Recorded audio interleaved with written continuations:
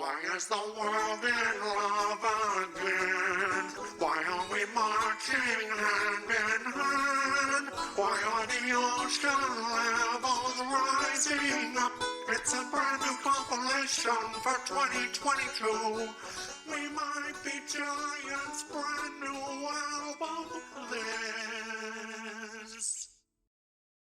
I'm sitting on the curb of the empty parking lot of the store where they let me play the organ. I'm waiting for my ride, but I want to wait inside of the store where they let me play the organ.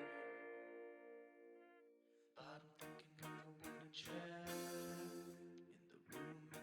of the stair, and I'm looking down the stairwell at the vanishing dot on the map of the spot. Let me take you there. The dotted line surrounding the mind of a self called nowhere. It's a thing named it in a bottomless pit. You can't see it there. The sunken head that lies in the bed of a self called nowhere.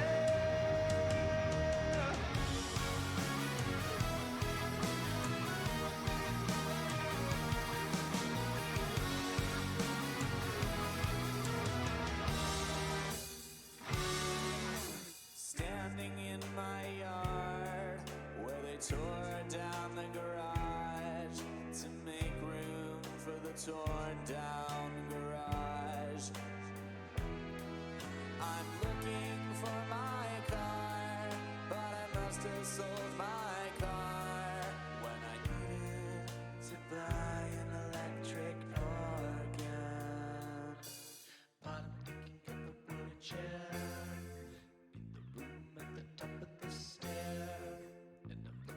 the stairwell at the vanishing dot on the map of the spot. Let me take you there.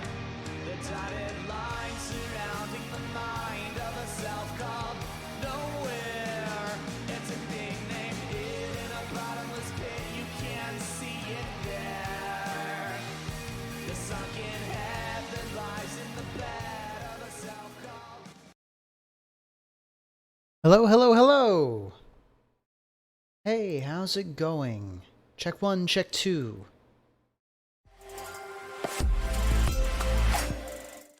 Hello, everyone! How's it going? We have just one in here right now. No worries.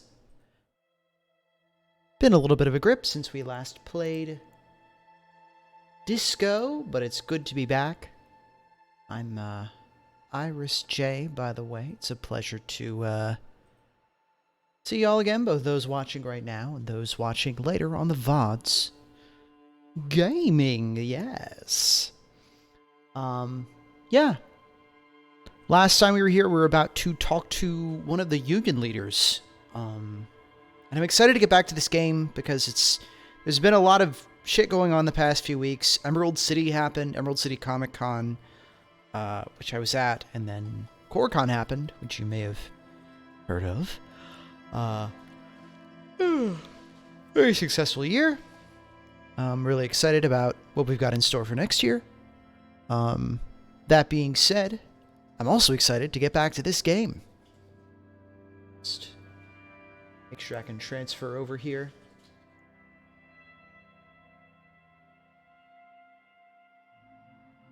Capture. Last week we played Among Us. The video for that should be going up on the VOD page soon, as well as the stream of Devil May Cry 5 I did a couple weeks ago. I gotta think about whether I want to play more Devil May Cry. If I'm being honest, it's very technical, and while I know that you're a forgiving crowd, I don't know if fucking up with an audience watching makes playing those games any more fun. I would still love to play, like, Bayonetta on stream sometime, though, because my brain is, like, shaped in a way to make Bayonetta, like, work. But DMC is a different beast. But, you know, I also like the idea of just having games, like one game that I kind of play all the way through to completion, and then having other games I kind of just popcorn in and out of. I like that. It's nice. It means that I don't have to feel obligated to finish 18 different 2,000-hour games. Yeah. I don't know how far into the story I am with Disco. I have no... This is the furthest I've ever been in this game, so I have no gauge of time. So I don't know how many more streams this will be. We'll see, though. I think we're in pretty deep. I think. Hey, hello! Okay, without further ado...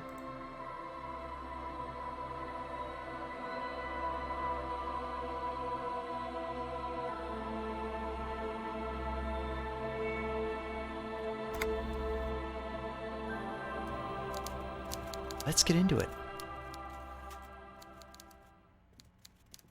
We are inside a little ad hoc office built out of a shipping container. Here's a taxidermy fish that tells time. Amazing. Hey, Kim, what were we doing? Yes? Oh no, this is just same. What do you want to know? You mean like a brief? Do you want me to brief you again? There's no I'm good. reason to wing anything. If you didn't get the brief, that's okay. I did. 3 days ago, the RCM Emergencies Desk received a report about a security guard who was found hanged in Martinez. An anonymous caller said there was a dead body behind the Whirling in Rags hostel cafeteria. The cadaver had been there for 4 days. No one had come to investigate.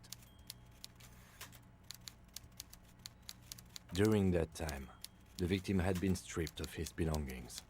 The caller did not identify him, but used the word lynching. There is an ongoing labor dispute between the local dock workers and the logistics company Wild Pines. I was told we should approach the death as part of this dispute. They didn't identify themselves in any way. The tone was muffled using a device of some sort. The desk could identify neither the caller's age nor sex. Why hide themselves? There's a strong prejudice against involving the RCM in what's seen as union matters. The dock workers' union is the de facto police in Martinez. Now it appears they've started executing too. We cannot allow that. Of course, yes. I understand everything now. Just to be clear, we are police officers. It's our job to find the killer. That's the case. Uncover and arrest the killer. Now that we've inspected the scene, I want to know more about this pissing competition you mentioned. What's there to say? It's just stupidity. What kind of stupidity? The cop kind. Our precincts can't decide if Martinez is part of Jamrock or the Industrial Harbor. Yours or mine, as if we somehow own parts of the city. Typical street gang mentality. So we've let the union make a mockery of law enforcement here. And now it's come to its natural conclusion. Ah, so this is a struggle over who runs Martinez. Well, sort of. It's less a matter of who gets to police Martinez than who has to. It's an orphan district, in other words. I think the dispatch desk just told both our stations about the hanging. It was quite the brouhaha at the 57th, I can tell you that. Time to settle it, they said. Cop off. But I assure you, I am not their finest or toughest, with 102 cases solved. What I am is least interested in a pissing competition. So he volunteered to represent the 57th, but not out of competitiveness. On the contrary. I wonder what this says about me, that I was sent by my station. It's all part of the master plan, you see. Oh, there's some good selections here. I'm going to teach you a lesson in style. I am the finest we have. I must be an augury, an apocalyptic omen. I probably have an unbelievable kill count. No, we know my kill count. I am a highly experimental cop, but if I am right, this is outré, even by my standards. Really?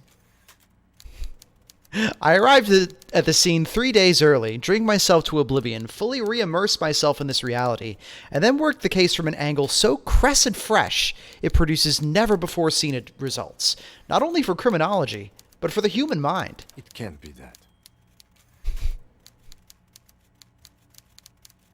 I am a notoriously difficult to work with wunderkind with extremely unorthodox methods. Wouldn't that be something? And who could say it's not true? If you really don't remember anything, how would you know? We should move.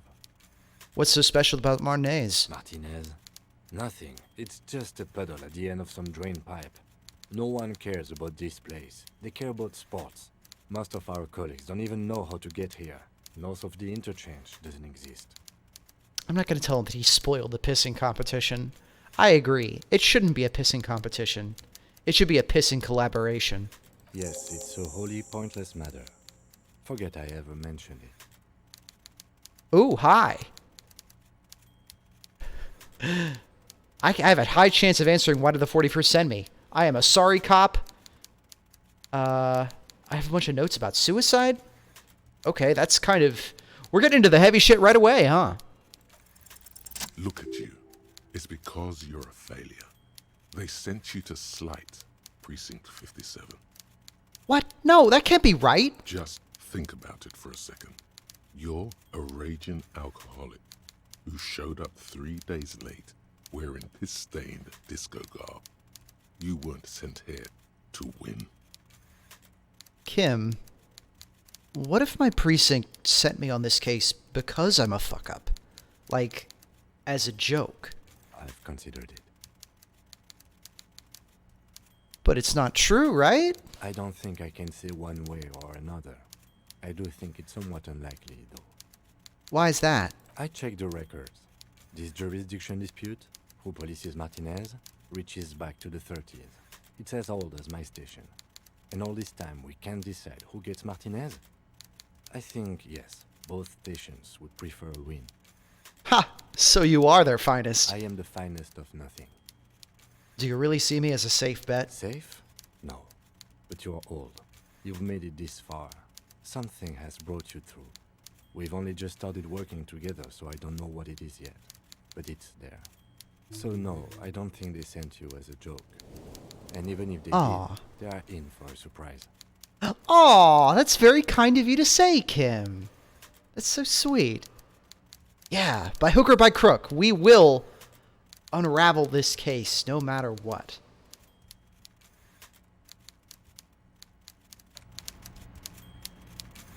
Eventually. Alright, I guess there's no getting around it. Let's talk to this guy. Before you is Great the desk. walrus of a man seated behind a large desk. He looks up from his work, not the least bit surprised to see you. With great effort, he straightens himself up in his chair, yet says nothing. He simply stares at you. Are you in charge of the dock workers? Welcome, Mr. Dubois, Mr. Kitsuragi. It's good of you two to stop by. Please, have a seat. He gestures to a tiny chair opposite his giant desk. I'm Everard Clare, head of the Debarders Union here in Martinez. I'd offer you my hand, but unfortunately my health prevents me from getting up. You understand? He looks extremely comfortable. The tiny folding chair, on the other hand, looks like a torture device. You go ahead, detective. Oh, is this the chair I keep hearing people talk about? The Whatever chair that he kills has in you? store for you? It can't be good, he thinks. I'll do my best. Forget about that. What's with this Dubois stuff? You're getting some seriously bad vibes from that name. Why are you calling me Mr. Dubois? Please, Mr. Dubois, let us converse in a civilized manner, as equals. Take a seat. I insist. It's nothing. Yes, that's probably right. It's nothing. Forget about it. Filter it out. I don't sit. Actually, no. How bad could it be? I mean, how bad could it be, right? How bad could it be? How bad could that seat be? It's just a chair. It's just a flat surface with another flat surface nailed to the back. Excellent, Mr. Dubois. I can see that you're a reasonable man, and reasonable men can be of great use to one another. I'll try to wink back. So tell me, how can the head of the Debarders Union help a representative of the Revachol Citizens Militia today? The chair you're sitting on Fuck. has got to be the most uncomfortable chair in the world.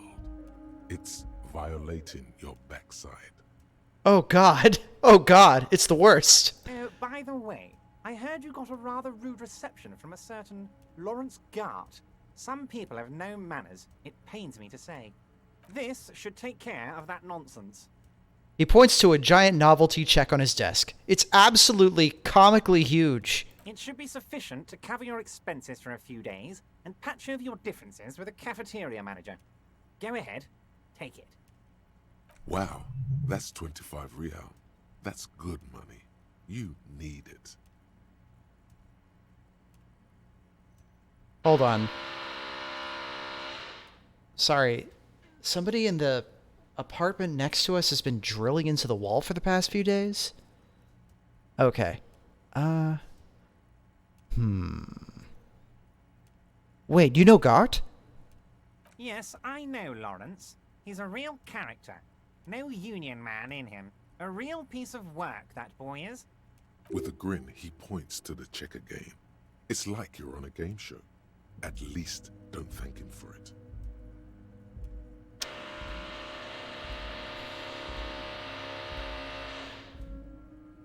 Keep it. I'm good. I feel like if we took it, that would be like...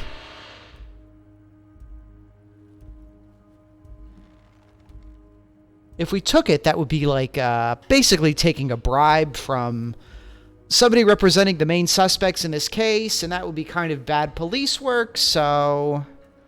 no thanks, but if you do have a plastic bag that I could hold, I can collect cans, which would be great. Okay. I respect a man with principles. No handouts, then. Now, I'd like to set your mind at ease about one other matter. Your lost gun. Let me assure you, Union people are on it as we speak. I've got my best hounds looking for that lost gun. One, I know where my gun is. Two, how did you know about that? His slug-like lips move, but all you hear is an echo. Lost gun, lost gun, lost gun. The world is swallowed by a black Ow. hole of fear. Is this guy like a boss fight? Am I in a boss fight right now? Pull. Lost and gun. When he said, "Don't worry," he actually meant, "Be very worried." How do you know about my lost gun? I know everything, Harry. Right now, I know that you're worried. Don't be worried. Everything's going to be all right. It's not like you left it loaded. You didn't lose a loaded gun. Local children aren't out there playing with it right now, pointing it into their own mouths. It's in a safe place. I just know it. I have a feeling everything's going to be all right. Composure challenging. Don't panic. -2. The chair is killing you. That's a pretty fucking low bit. Hey, Kim? Kim? Officer, we will deal with this later. We don't need Mr. Clare's help with this. That's right. I wouldn't be so sure about that. Kim, help! God. Oh, you're God. sweating. Your knee is jerking. You're about to cry, aren't you? You're about to cry because you lost your gun and those children are gonna shoot themselves with it. No, I'm not about to cry. Mr. Dubois, you don't look so good. What is this, Mr. Dubois? Fuck! He keeps repeating. What is he trying to pull here? You need to cool the fuck down. Chill. Just gonna take a magnesium or whatever the hell. Mr. Dubois! Mr. Dubois! Harry! Keeps sliding down the chair like a jello shot. Mr. Dubois, are you okay? Can I get you a glass of water or something? Are you having some kind of medical emergency? Maybe you could use your hands somehow. In a kind of throwing motion, like you're throwing that Mr. Dubois act right back at him. He's Mr. Dubois. Nah, I'm as good as it gets, Mr. Dubois. Don't be dramatic. I can see your condition isn't terminal. What an odd demonstration of... you got me, Harry. I don't even know what. As entertaining as it was, I'm afraid we're wasting our time. And I'm an extremely busy man, as I'm sure you are too. Okay, enough. We are here to ask you some questions pertaining to a murder investigation. Quick, here's your window. Get yourself together and ask him questions. Police officer questions. It is about time to stop embarrassing yourself. Questions will help you regain some of your lost dignity. I want to talk about the hanging. Oh, of course. That's your main thing here. That's why you're in Martinez. I know everything that goes on around here, and I would love to discuss it with you. I mean, it's no secret that the lynching is connected to the strike. So much to talk about. Honestly, it's been weighing on me so heavily. I understand you need to interview me. I sense there's a but. But there's a thing that's been keeping me up at night. I want to talk about the hanging. I mean, if we could just calmly talk, exchange information, we could blow this thing wide open. Yes, that sounds good. Let's do that. But I can't think straight with this thing weighing on me. You're police officers, aren't you? I have a crazy idea. You guys are basically door-opening machines. Incredibly talented at opening doors. Kim, is that true? Are we door-opening machines? I'm not sure I understand. If you're asking us to break down someone's door, it's not going to happen. Come now. I just need you to go open a little door for me and leave it unlocked. A simple thing. Absolutely nothing shady about it. An excellent opportunity presents itself, sire. You could win the trust of the arch-liar, pretend to play into his hand. Then, should you wish, bend his efforts towards your own. Why don't you just open it yourself? You're so smart. Harry, I'm a very busy man, and more importantly, I don't have that extraordinary physique you do. You look like you could run around all day. You want to send someone a message that the police are working for you. I repeat, I'm a very, very busy man, Mr. Kitsuragi, and therefore I must occasionally enlist outside help. So what will it be, Harry? Whose door is it? Oh, no one's. It's just a weasel. A weasel lives there. Nothing for you to worry about. What do you mean by a weasel? A loud blabbering weasel. When weasels feel no one is watching, they start acting foolishly. Just go there, unlock the door, and leave it This open. is hell of sketchy. On me, Harry. I just want this to be over so I can discuss business with you. I bet you don't even know anything about the hanging. Harry, my dear friend, I am what people call a local bigwig. I know everything that goes on in Martinez. Damn it, fine. I'll look into it. We need to talk about that murder. Fantastic, my friend. Just let me know when it's done and we can take our friendship to the next level. You can get the key from Manana. He's down by the gates. Manana's like a free agent in the Union. Special operations. Hardened socialist. A real free thinker too. He'll tell you precisely where the door is. One last thing, Harry. Just open the door. You don't need to go in or anything. I just want that weasel to come home and see the unlocked door.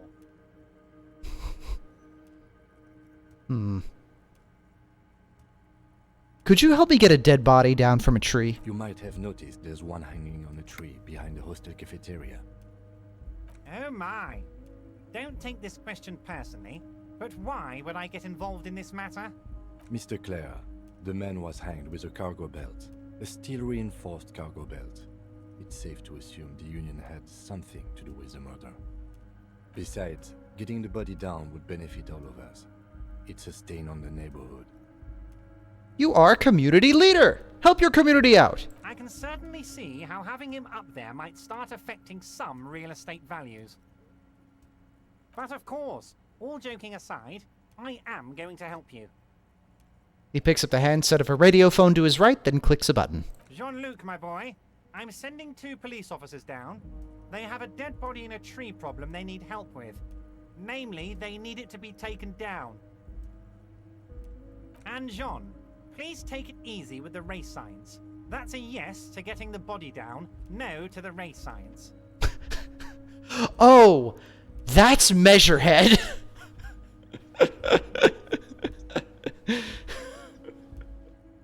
Please take it easy with the race science. Just a bit. You can find Jean-Luc down at the gates. He's the big impressive one. You know, tattoos, muscles, ethnic looking. Can't miss him. Great guy. Great guy. Yeah, okay. Okay. Aren't you going to ask me how I got in? I'm so good at opening doors. Harry, honestly, I'm just relieved you didn't get a hernia. A man your age...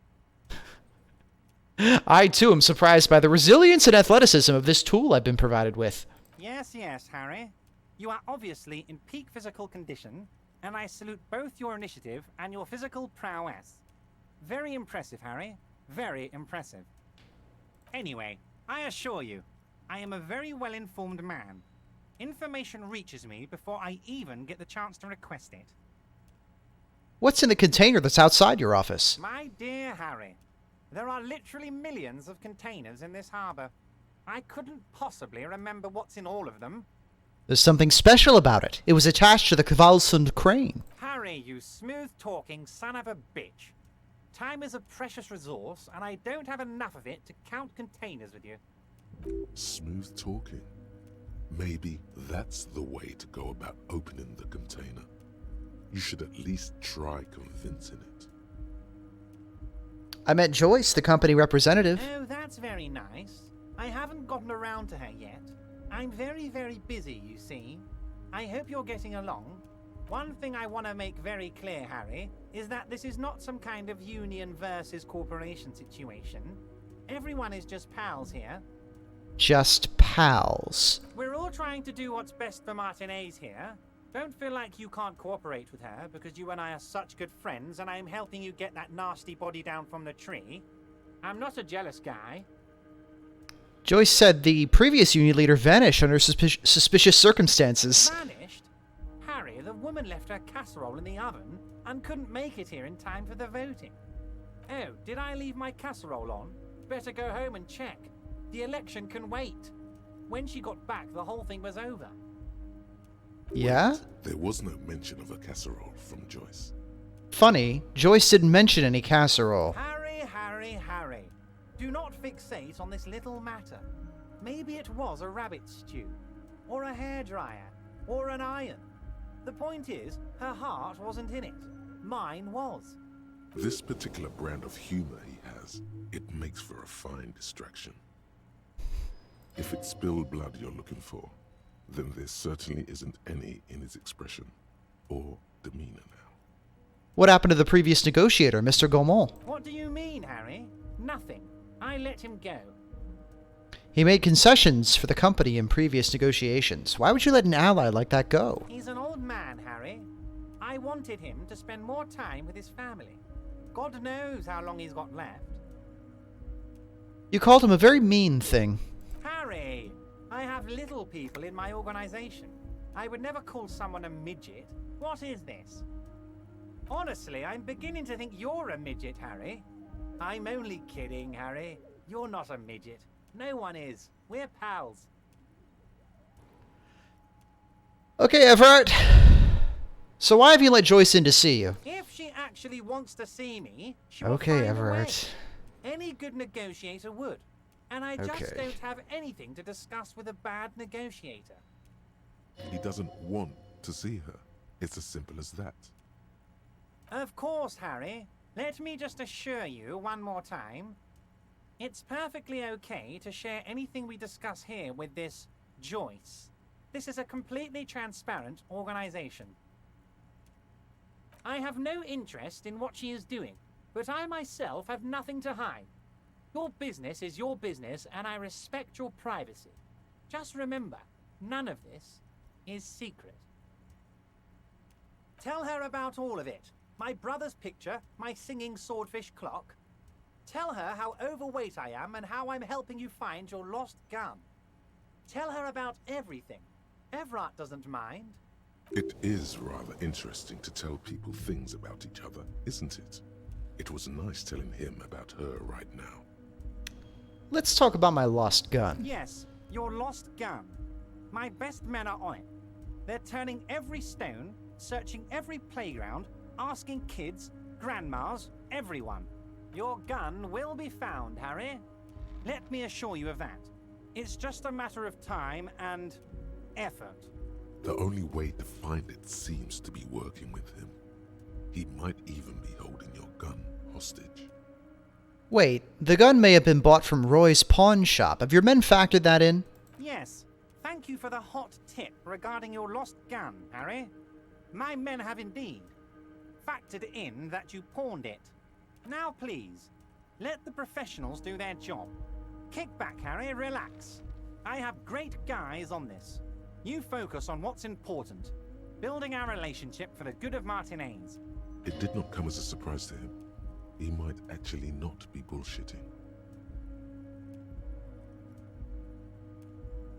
I will not be blackmailed with this gun business. Harry, I was only trying to be tactful. A lost gun is a dangerous thing. I can't have it around in my neighborhood. Kids could be playing gun roulette with it as we speak. Teenage gangs could be arming themselves. Get a hold of yourself, Harry. I assure you, we are working on locating the missing sidearm as well. The lieutenant is concerned about the lost gun and feels that the fact you haven't prioritized looking for it is unfortunate, if inevitable, and doesn't put the RCM in a good light. Excellent, Mr. Kitsuragi. That's excellent news. Looks like we have a friendly gun-finding competition on our hands. A pissing contest, even? You call him Mr. Dubois. Why? Of course. Let us dispatch with the formalities. You call me Everard, I call you Harry. That's what the hanged corpse called you. Harry. So that's really my name. My God, so it's true. I didn't want to believe it, but you are a fantastic science fiction amnesiac cop, aren't you? What are the odds of that? I think the odds of that are very low. It might be a good idea to hide your confusion. I mean, see what his game is first.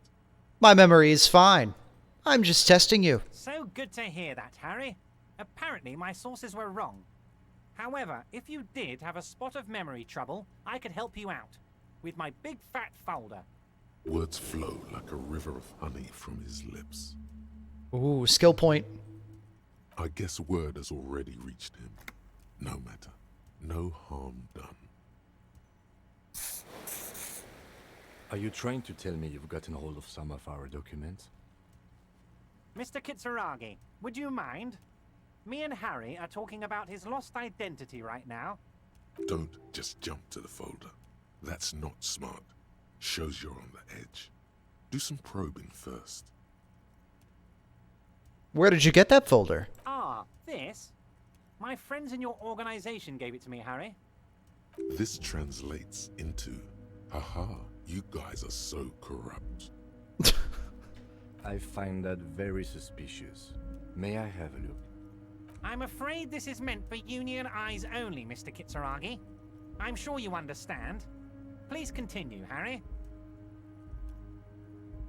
What kind of a cop does it say I am? Well, Harry, if I were to sum you up in one word, it would be apologetic.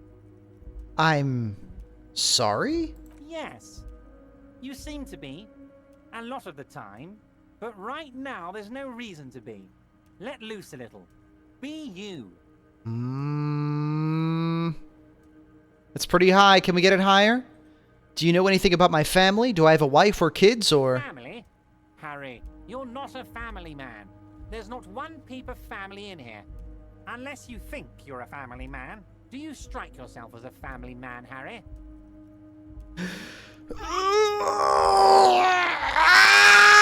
Never mind the family. Family, Harry, is the most important thing in the world. Let's get this straight. What is my full name? It's Harry. Harry Dubois. Wait, I thought you are Harry Dubois. No, I'm really not. You are Harry. I don't really like it. Don't be silly, Harry. Harry Dubois, that's a real man's name. A Union man's. Mr. Kitsuragi doesn't seem even slightly empathetic to your memory loss, Harry. I, however, wish to help you any way I can. All right. I mean, let's give it a shot. As you look Oh! at the folder, Everard covers it with his hand and pets it. He's hiding it from you because it's not a real RCM folder. It's just another one of those brown folders you saw in the file cabinet. That's not an RCM folder. Okay, Harry, you got me.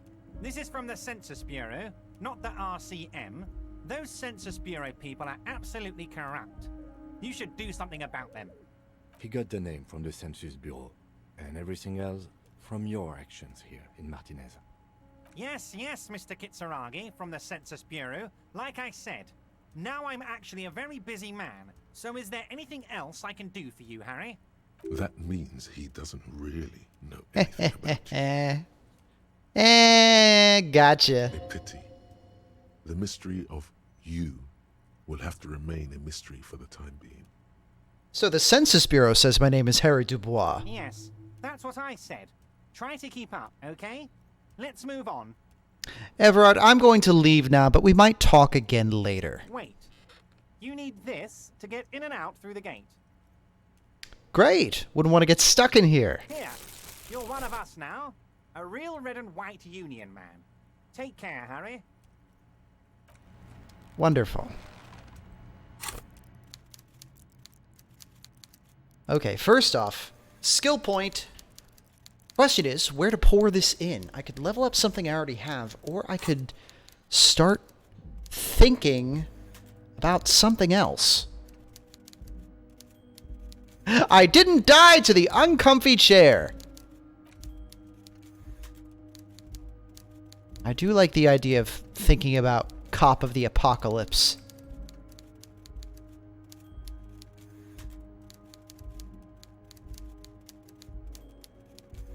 Also, I could think about Sorry Cop. I like using the thought cabinet more than just leveling up the stats. Is that weird? Like, they're more interesting than just, like, number go up.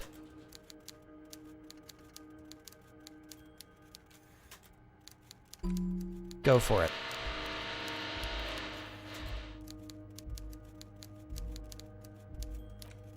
I've played other games where number go up. I've never played anything like this. I want to find out more about the Apocalypse Cop. I want to learn about the gloaming, the culling, the bloodletting of unimaginable proportions.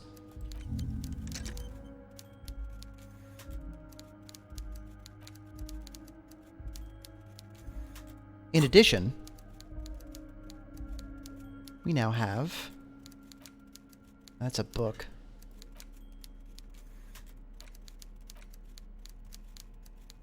Where's that fancy little...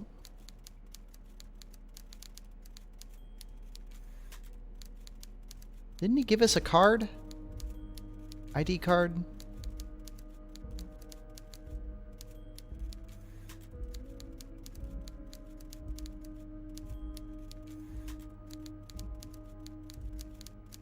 Whatever.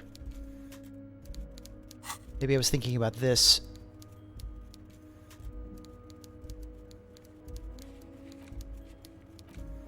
A working class husband. Can't do that today. Prove authority to Titus Hardy. Okay. And snorting speed. Doesn't look like I can get in there. So I'm gonna have to go back out.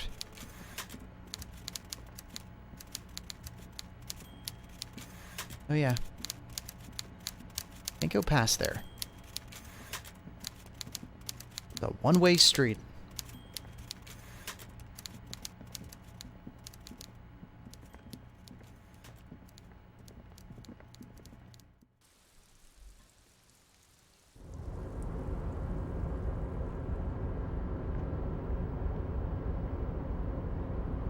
Hey, dude. Oh, hey, mister. I knew you'd be back to talk with old Leo here. Yes, I did. Yes, I did. It's like Lady Larice said when she opened a bathhouse in the basement of my apartment building. They can only get so far before they're aching to get back. And lots of folk really did keep coming back.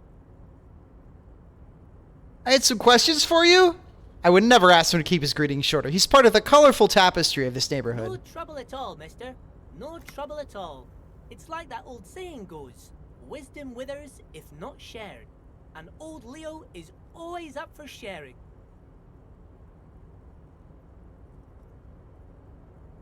Where is everyone? The harbor is empty. Oh, most of the guys are down at the gates, keeping the scabs from coming in.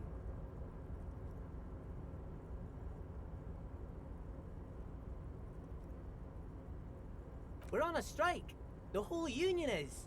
You don't have to work when you're on strike. Ha! We haven't worked for 2 months now. So no one is working? Not everyone is down there, of course. Mr. Evrard is in his office, where he always is. And Jean-Luc is guarding the gate. But Titus and his boys got into some drunken trouble and Evrard sent them on a nice vacation. For a week or so. What trouble did Titus and his friends get into? Oh, I'm not really supposed to talk about that. That's union business. Him and his boys stirred up something in town. Probably drank too much and got into a fight or something. I heard Mr. Everett telling them to take some time off. But what did they actually do? I guess the boys got a bit too rowdy and had to let out some steam. I don't really know the details. That's just how boys are, you know. I haven't been in a fight since I was in middle school. Easy, Leo. Let's keep this under hearties. Look at him. It's not going to be anything useful anyway. Don't fight it. Better to go with the flow. Too rowdy. Leo, what kind of a fight did they get into? Did they kill a mercenary? Too late. Leo's mouth is still moving, and the words are spewing forth. Words, words, and look, even more words. This guy could go on till the end of days. Now he's talking about some drunk sawmill owner who... No, he already switched to a prized fishing rod he apparently owned at some point. You know what? Just cut in there with your questions. Do you work here? Yes, yes. Everybody needs a job, and this is mine. I'm Leonard, by the way. Leonard Bellick. But everyone calls me Leo. I'm like Mr. Everett's right-hand man when Mr. Edgar is out of town. And Mr. Edgar's right-hand man when Mr. Everett is away. Actually, Miss Beaufort is the right-hand man, but she's a lady. Who is this, Miss Beaufort? A real pretty lady with a skin like those Douai Sucre candy bars my missus likes so much. Them are real nice to suckle on once the dinner is done and me and the missus sit down beside the radio. The gardener. But I can't listen to the radio all the time. There's so much to do around here and I'm always busy keeping things running here. Yes I am, yes I am. Hold on, who's this Miss Beaufort you mentioned? Oh, Lizzie. She is a real sharp tool. Mr. Everett put her through some fancy school and everything, east of the river.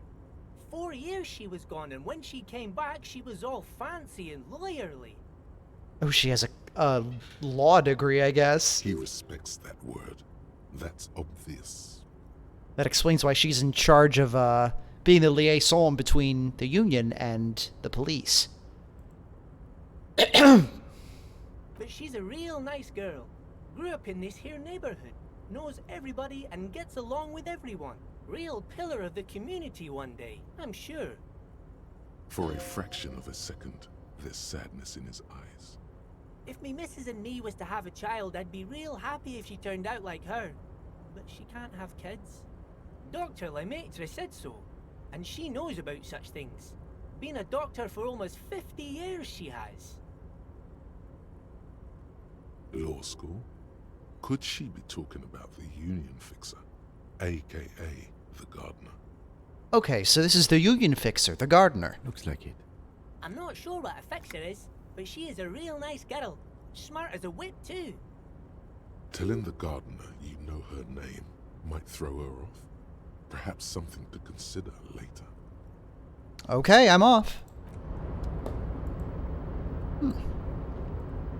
Now that's news I can use.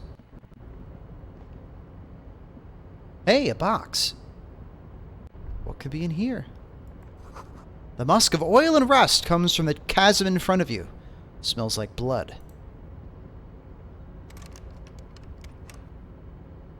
It's locked.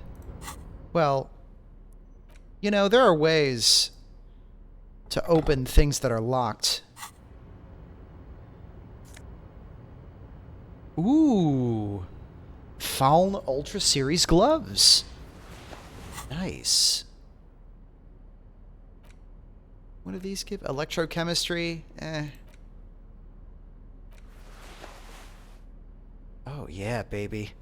For ultimate performance efficiency, these Faun Ultra Series gloves come fingerless and with grippy padding covering the palms, making these ideal for quadrupedal movement or for lifting cargo.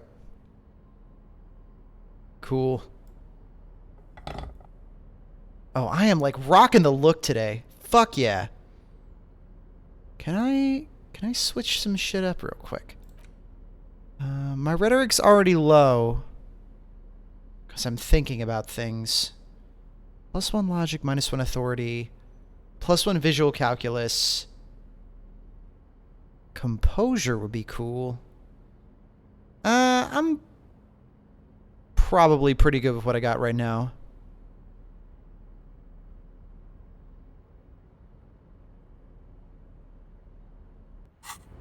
Be great to find some more clothing tonight, though.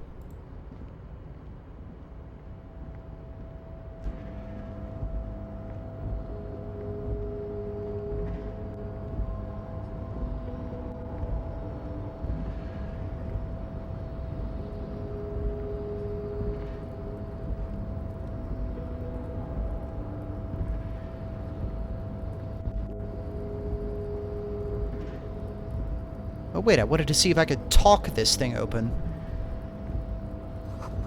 Kvalsund means whale fjord in Arden. You're back before the cargo container. Its draw has not lessened since you were last here. If anything, it seems to have grown slightly. Oh wait, could I boost my rhetoric in any way? Any of these clothes help my rhetoric? That's minus... nothing. Never mind, we're going to keep on going. Ah. Well, it'll be a part of the mystery that'll just eat at me forever then, I guess.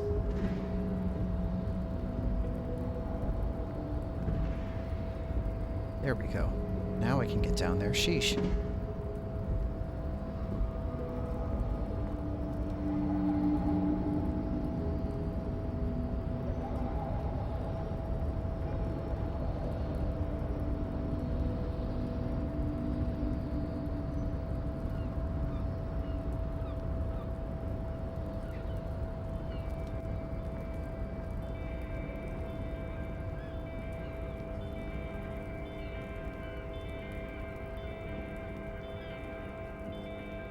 Ooh, I missed up here.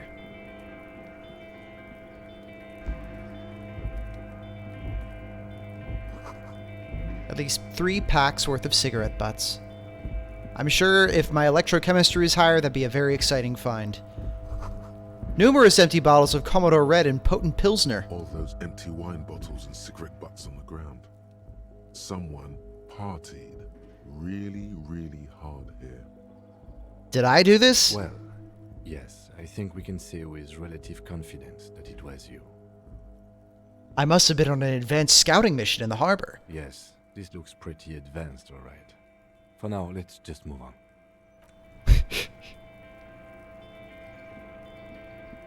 This is the night watchman's booth. The name on the door reads, René Arnaud. So this is where Renee works. I'm gonna look around. If you must. But please hurry. We are pretty easy to spot up here. Nothing incriminating catches your eye. The cabinets are clean and their sparse contents meticulously organized. There's a framed photograph on the table. Take the picture. It's a black and white photo of a young couple out in a street fair. The man, René, is dressed in a Royal Carabinier uniform. The girl is young and very pretty. She is smiling playfully at the camera. René looks like he's about to smile. This photo must be tied to some good memories. Why did you take that picture of René? I'm a cop. It's instinctual to collect evidence. Or no, I'm making an artistic photo collage, Kim. Of course you are. What murder investigation? are you Il looking colpo for? dell'arte! Hey!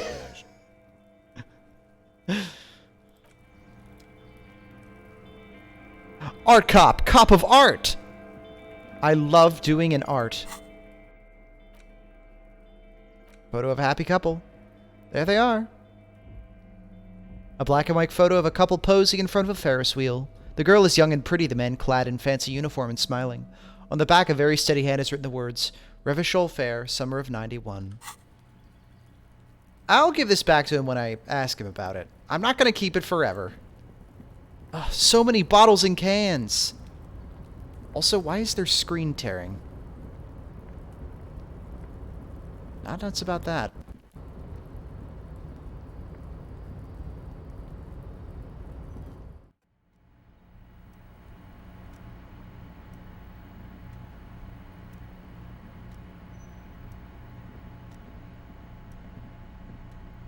The file cabinet stands steady as ever, and the unlocked drawer slides out to greet you.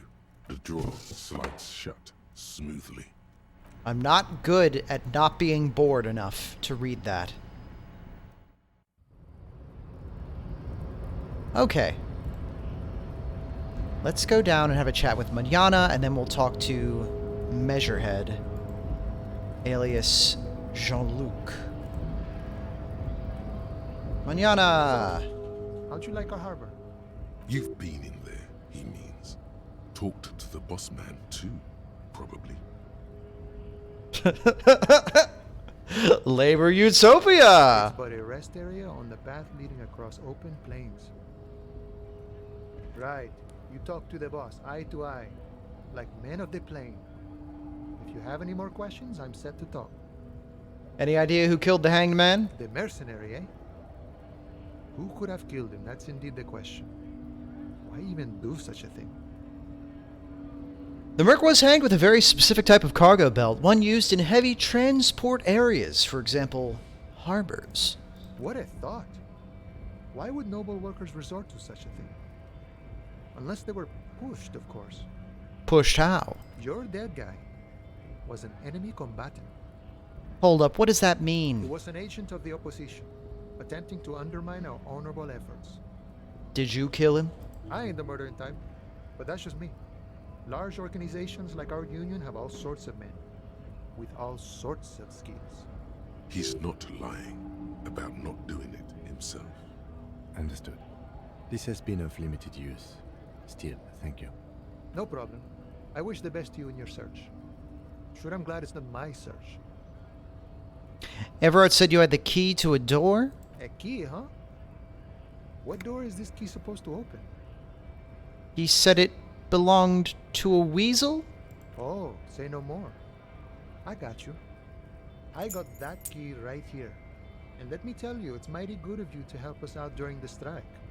Working class solidarity, as they say.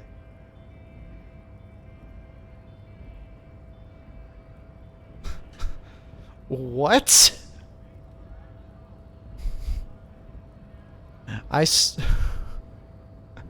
I'm not opening this door for myself. I'm opening it for all working men. I knew this man was a commie.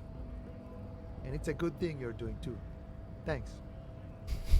What you're looking for is a basement door behind the greenhouse. That's behind the whirling in rags.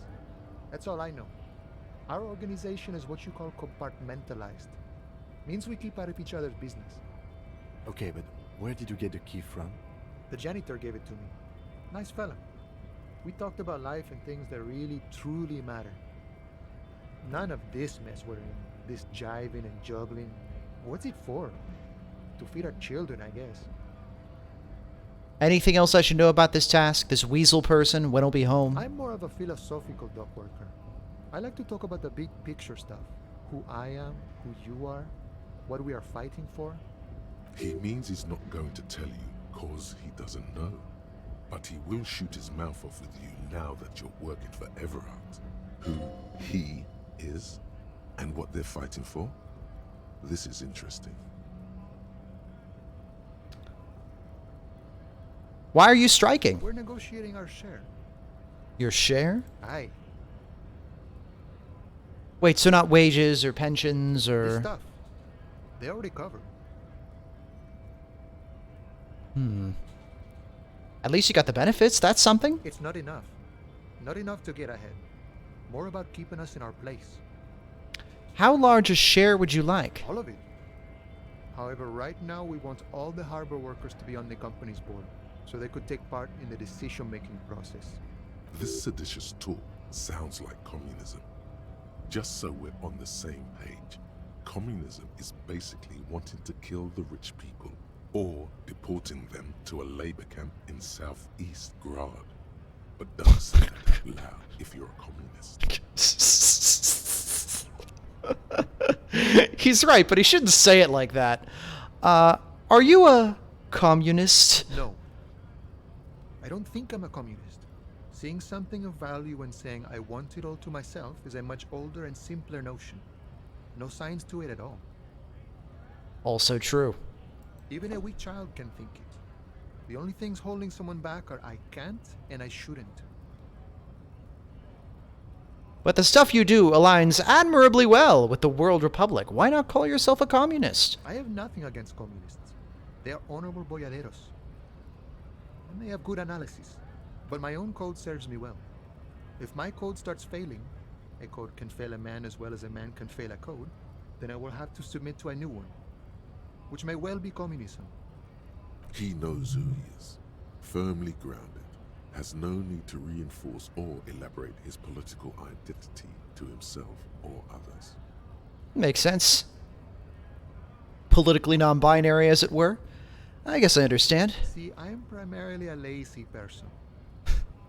The boss man, Everard. What can you tell me about him? I think it's best you make up your own mind now that you've met him. In my eyes, he is a capable organizer and a decent businessman.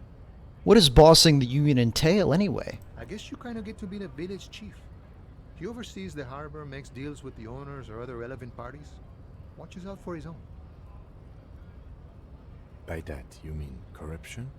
By heavens, why would he not be corrupt? We live in a harsh and disordered world, see? And in this world, the old man is corrupt for our benefit, and we know it. Appreciate it even. He is, personally, not too lavish. That desk seemed lavish to me. He is reasonably lavish, sure. That's his prerogative. It's not like you want a saintly demeanor on a corrupt motherfucker. That would be a manipulative illusion. Besides, there are no non-corrupt systems in the world anyway, and moralism is the most corrupt of them all. This man has political theory, and it has not failed him today. You seem to have spent a lot of time thinking about the political situation. Sure, I've had the necessary free time. Fortunately, there's always time.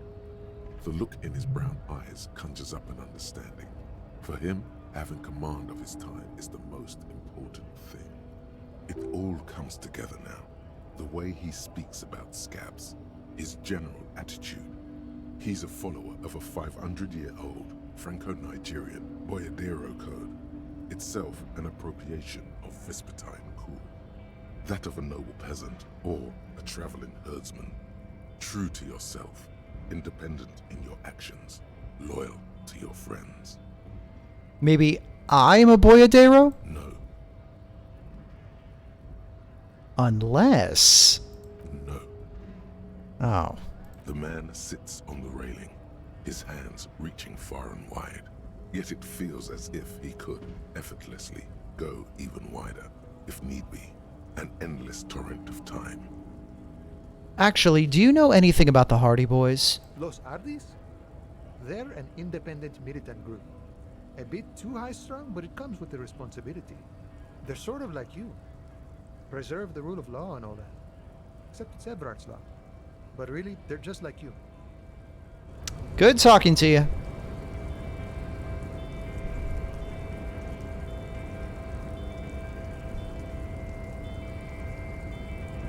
Big thoughts about many a politic, many an ideology concerned in this game. Oh yeah, let's talk to Jean-Luc too. You gonna cut down with the race science, like your boss asked, and help us get this thing out of the tree? Has only worsened since I last saw you. You have really let yourself go. Why are you not with the Hardy Boys? I am not the first line of defense. I am the last. In addition, these so-called Hardy Boys are an effeminate clique of bodybuilders. Their company is spiritually degrading. You pick up on something artificial in his tone, like he's putting on an act. This is unlike him. He is usually more himself. But you're all part of the union. The Hardy Manlets are on the pay of the company. I answer to the union alone. And I do this out of race heroism. Finance is an alien concept to the Simonies. Now leave me be. I must luxuriate in the company of my woman. There's more to it. What have you got against them? Fine. They have recently fallen under the influence of a possibly sexually perverted female vagrant and a narcotics peddler. It's shameful. Who do you mean? Find out for yourself. Endomorphic blob. Interesting. Everard told you to help us get the body down from the tree. So it was. You surmounted the harbor wall in a display of athletic prowess to reach my superior. Then had him give me an order. I salute your cunning and I will remove the body from the tree with my bare hands. You're so noble, Measurehead. There's a but. But while I am gone, someone must stand guard on the bridge.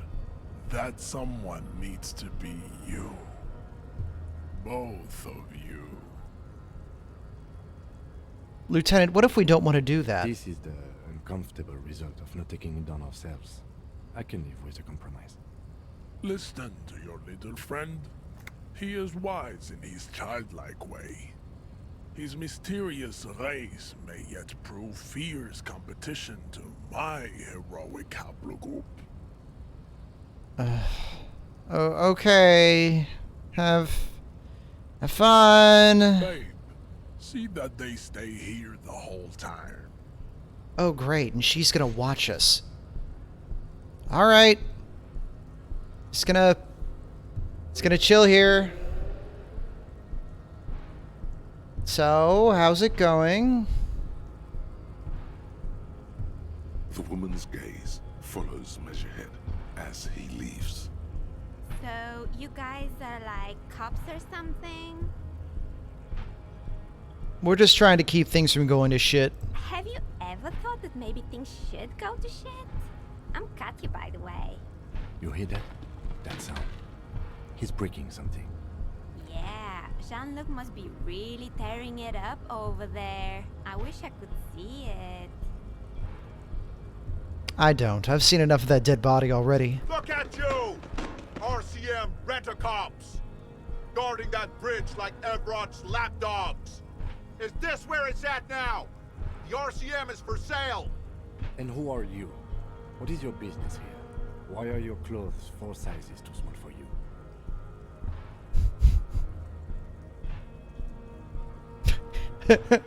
Yes, I am an unbelievably corrupt cop. I am corrupt every opportunity I get. A shrill laughter interrupts you, echoing across Martinez. It's Kuno. Kuno? Then Oh no. the man turns to look behind him at the behemoth appearing around the corner, approaching him, walking past him.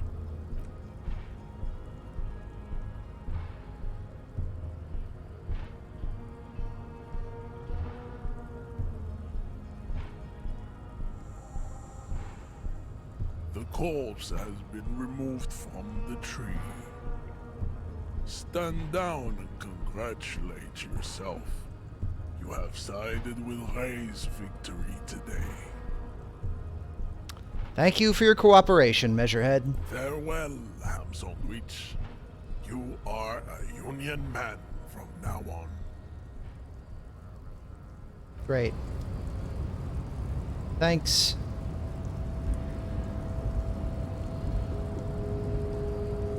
I can't get to that because of Measurehead. Oh, I should have clicked on that while he was gone. Oh well.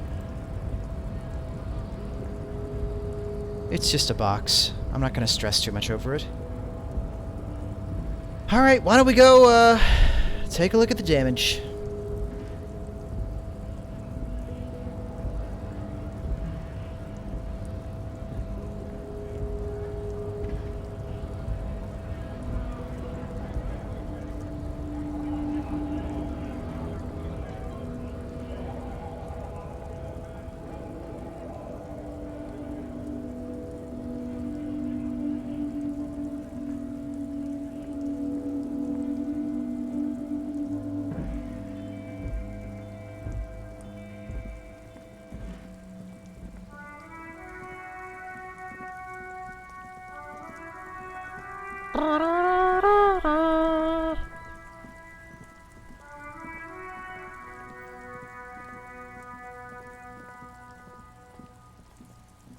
Oh, hey.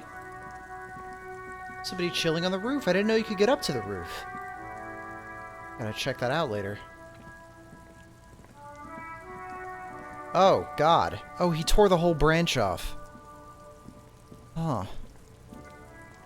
Oh, alright. We did it. The corpse lies on the ground among the remains of an absolutely demolished pinewood branch. It's gently laid on one side. Well, it's down. Mr. Measurehead has done a good job. Nothing is too broken or compromised. The victim is ready for a field autopsy. A field autopsy? Yes. 1. Investigation of the scene. 2. Initial examination of the victim. 3. Field autopsy. 4. Transportation of the body to the morgue. We are on number 3. The RCM's 4-phase murder scene processing manual. The fuck are they on about? Cop's gonna cut his shit up. Don't we have someone else to cut his shit open? It's not about cutting. And no, you and I are detectives. The honorary rank of detective signifies our ability to handle the entire incident chain, from autopsy to cleanup to social work. Wait, honorary rank of detective? An honor and a burden attached to your rank once you've proven yourself able. Usually after 5 to 8 years of field work. Mine is Lieutenant Detective. Yes, I feel like a detective. You are. Your station would not have assigned you on this case if you weren't. Now, The lieutenant adjusts his glasses and takes a deep breath. Tell me something, dead man. Shoot, Looney Rooney. Oh God, not this again. Come back later, Corporal. Amuse yourself with my frank manners and my... Yeah, I already did. Thanks so much. What's a field autopsy? you know what a field autopsy is. You've done 100 of them. What you do know is, at 18.9 kilometers, the dormant shield volcano, Corpus Mundi, is the world's highest summit, and the failure of the 38 single, Et puis descend, to crack the top 20 was the death knell of disco. But what a field autopsy is, you have no idea. Why don't you know? What use are You you? must have me confused with the Copopedia. Who's the Copopedia? I think I need to talk to him. You, sir, you are the Copopedia. Oh. Do you have another pair of gloves? Unfortunately, no. I have gardening gloves. Maybe they're They enough. are better than nothing. Tell you what, I perform the anatomical side of things, while you will take notes. Where should I take these notes? In my paperwork? Yes, you see, the field autopsy form is the one on red copier paper. Open your ledger at the field autopsy form. The Wow, I'm glad I got that stares in ledger out. silence as you crack open the ledger. The bright red paper is covered in boxes and lists. Almost like we're real police describing officers. This is condition of incredible. his Skin and organs. We're solving the case. Above those, an 11 field info form needs filling out first. It begins with, One assistant. That's you. Write the gloaming. the corpse is indifferent to the time of the dead light. and great culling. Just lies there. The next box says 2. Coroner's case number. KK57-0803.0815. KK equals Kim Kitsuragi. 57 equals Precinct 57, followed by his date 0803 and time of arrival 0815 on the scene. He's indexed the case after himself, not you. That's because he doesn't want to bring up the messy question of your initials. Shouldn't we file the coroner's case under me? Technically, I arrived at the scene before you. And what would that make the alphanumeric? HDB 41 0803. Help me out with the time of day, anyone? 11:11. It's meaningful. 10:15. It's understated. Well, 11:11, obviously. Make a wish. Good. Let's go with that. The lieutenant is quite surprised you managed to come up with an adequate case number. 3. Name. NA. Next. 4. Date of birth. NA. 5. Age. Roughly 50. Try 40. The damage is so extensive, it's better to err on the young side. I'm gonna write roughly 42. He nods. 6. Race. Mondial. Fair to olive-skinned, from the Isola of Mwindi. This is as vague as it gets. You might as well say whitish. Write it down. The pudgy mess of curdled meat looks neither mondial nor anything other. 7. Sex. Fucky! Male. Pigs can have sex. Right. Pig's gonna have sex. Naively, the lieutenant does not double-check your notes. 8. Date of death. We're still going with March 4th. 51. Right. 04, 03, 51. What else? 9. Body identified by is non-applicable. 10. Case number is the same as the coroner's case. HDB 41 0803.1111. Listens, motionless, with the cargo belt still around his neck. Only one box remains. 11. Evidence of treatment. None. At least not after the initial examination. I'm not so sure. Didn't the footprints look like he was carried over? They'd have to have incapacitated and carried him over. This man was more than a match for untrained dogwalkers.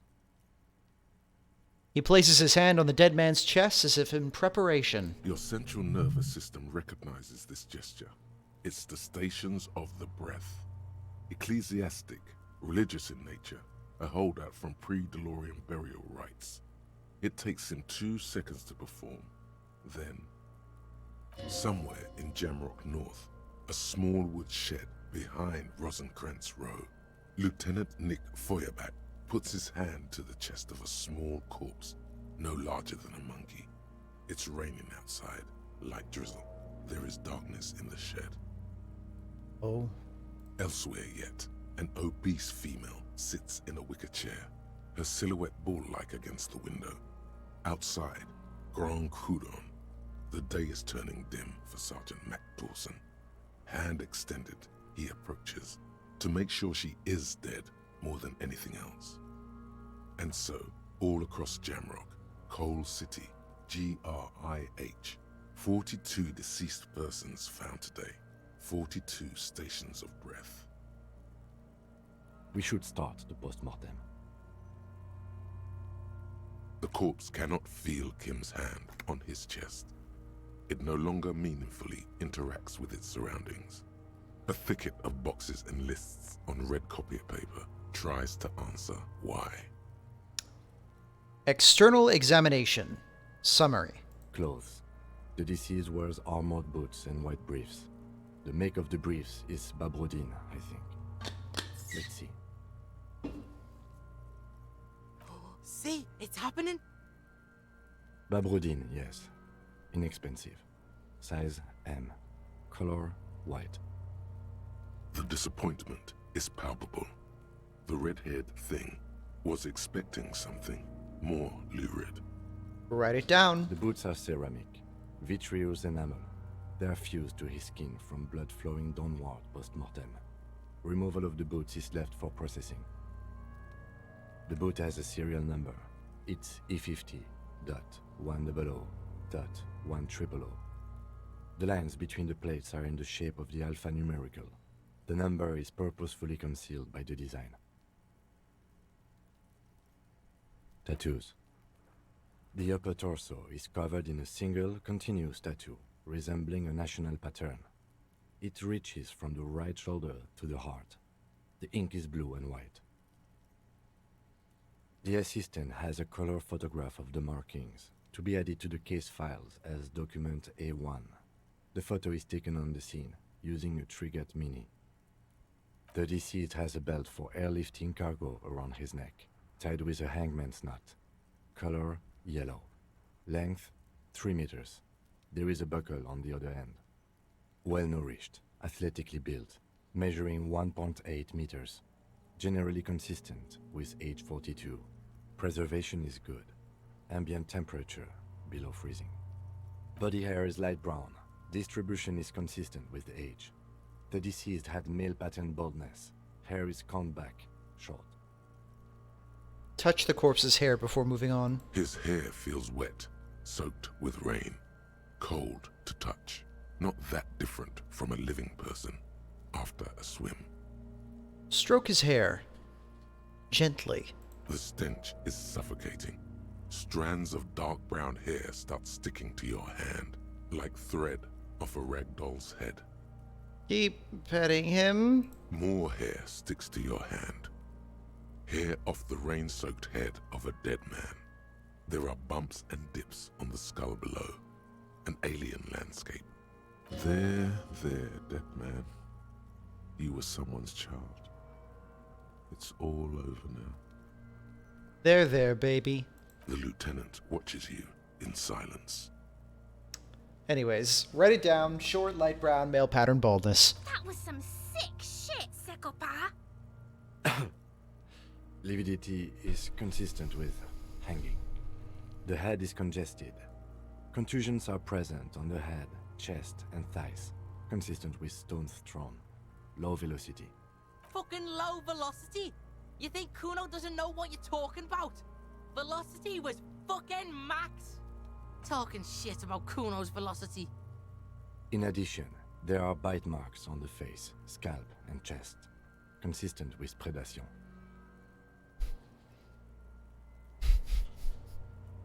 Nah, fuck Kuno. Write it down. Low velocity.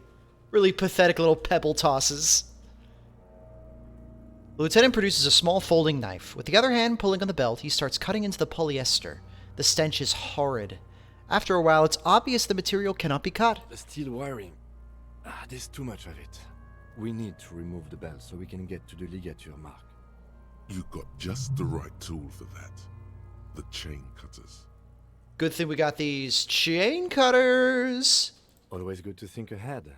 Now, we need to cut the belt to see the ligature mark below. Carefully, with as much precision as you can. See, my pig is gonna fuck his head off. No, he ain't. Your pig's a boring fuck. I'm not your pig, Kuno. You are? You're Kuno's pig? Look for a good spot to cut. The belt is equally tight around the whole circumference of his neck. Oh, God. Swelling over the edges like white bread rising from the east. Oh, this is not very good. I shouldn't have had that stupid argument with Kuno. Alright, let's give it a shot, I guess. This isn't gonna go well, but okay. Oh, there it is. Cutters right under the knot. That seems like a smart idea. Yeah, somewhere there. Already, they're buried deep in the man's flesh. Then you rotate them to get a better hold. Then... Fuckity fuck. The lieutenant looks by, somewhat worried as you summon power words to your aid. Rotate some more. A really, really bad smell is coming from there now. And some kind of cracking sound. Enough! Cut some! Yeah, fuck him! Fuck that told you my pig was hardcore. I should have a go first. I think I have a strategy. No, give them... no, let him work. He sinks the cutters into the knot, preparing to perform the cuts, with his elbow to his knee for precision. Snap. The knot is slashed. Another cut and the belt falls apart like a flower bouquet, revealing the dead man's neck and the dark red ligature mark around it. Here. He hands you the chain cutter's back and then kneels closer to the body, running his finger along the dark red groove, until he comes to a gap. The rope rises to a point, leaving a gap in the ligature mark. The suspension point is in the back of the neck, on the nape. Hemorrhaging is observed on the skin, above and below the ligature mark. The mark is well pronounced, consistent with a drop from 1 or 1.5 meters. Chest is intact, normal contour. Abdomen is protuberant, pelvis intact, genitalia... No! Let's get up and see! I fucking knew it! This is clearly what they've been waiting for, ever since the autopsy began. The lieutenant is trying to make it as boring as possible. Genitalia is male and unremarkable. No evidence of injury. Inspect the genitals. The dead man's penis is average-sized, congested from the downward collection of blood. The testicles are uneven in length, hanging underneath. The genitalia is greenish. Marbling is present around the crotch. I wish I hadn't inspected the genitals. Back Let's is just move on. symmetrical and intact. Upper and lower extremities are intact, but asymmetrical. There are combat injuries on the right hand, thigh, and hip. In addition, I see smaller, residual scars, too numerous to count, covering about 30% of his skin. Damn, this guy got dinged up. From wounds sustained over 2, maybe more decades, dispersal and accumulation indicates long and active combat duty. This scarring is extensive, way more than a law official's. Mm-hmm. We have a real museum here. Of battles, wars. Last item. Hands. He takes the man's right hand in his, inspects it, then moves on to the other hand. I pick up the hand. His flesh is cold, icy. Pleased to meet you. Where are you from and what's your name? I'm from... I'm only fucking with you. I know where you're from. From Cappadocia. And your name is Il Corbo. What can I do you for, Il Corbo de Cappadocia? It's good to hold your hand. Did you like it when I stroked your hair? I did, Kobo. I did. Reminded me of when I was just a small boy, before this happened to my face and my body. You did me a kindness there. We should do this more often. Be close like this, I mean. Hands are clean. No sign of injury from struggling. Were we expecting any? I was. Maybe I'm just not seeing them. Honestly, this stench is making it hard for me to think at the moment. Ooh. That's all for the external. Well done. What next? Internal examination summary. Central nervous system. I have nothing.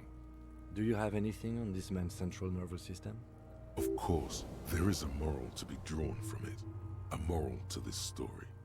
If I may add, the moral of this story... What would that be? The dead man looks, too, with barely contained excitement to hear the moral of his story. The brain is very vulnerable to compromises in its blood supply. I think that may well be the moral of every story, officer. All right, N.A. Good. Musculoskeletal. Purge fluid is coming from the mouth. Not injury related. Eyes and tongue protuberant. Hyoid bone. Let's see. With his eyes almost closed, the lieutenant puts his hand on the dead man's throat and begins to massage it, gently. A rotting smell erupts from the mouth. Purge fluid runs down his lips, black and viscous. Yeah, jack that fucker off! The hyoid bone is fractured. The rest of the musculoskeletal system is intact. Unremarkable. Respiratory system. Back hunched, as if in prayer, he begins to pry open the dead man's jaws. He stops to exert more force. Both hands are used. Oral cavity shows no lesions. The victim has received dental implants, possibly after a combat wound. Mouth swollen, hemorrhaging present in mucosa of the lips and mouth. Look inside the dead man's mouth. No scream, no sigh of relief rises from the darkness inside. It's humid there. Sickly sweet air, unlike anything living. You feel like you're about to throw up again, straight in that mouth of his. Look deeper inside. It's hard. Oh, God. Once more, you taste stomach acid in the back of your throat. A contraction. Your throat pumps a little something from your stomach and into your mouth. You're forced to swallow, just to keep looking. Inside, you see darkness. Just a mess of meat and darkness. There are ancient mysteries down there, Kobo. Ask me later. That was not Inland Empire talking. Hemorrhaging present in mucus. Write it down. NA. Why, don't we have anything? Are you a hepatobiliary expert? I don't think so. Neither am I. And that's it? That's it. All right. Same for toxicology and serology. NA. Both? Unless you have untapped reservoirs of knowledge there. CSI, this ain't, baby. Reservoirs? No, but do they take obscure trivia and odd tidbits? The completionist in me wonders if there's still something we could still do. Like a toxicology screening? At this stage, I doubt processing will find anything, even if it was brimming with cocaine. But still, you should add a request. Right, NA, adding toxicology requested. Cardiovascular. The body exhibits heavy lividity. Blood has gathered in the hands, feet, and neck. Hypostasis is visually consistent with the hanging. Gastrointestinal. Ugh. This will do. Digested semi-solid food in stomach. Voila. Write it down, keep the voila. What's next on the list? Description of injuries. Summary. Let's see.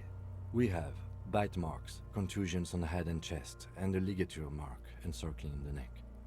You'll need 3 fields. Leave a 4th one too.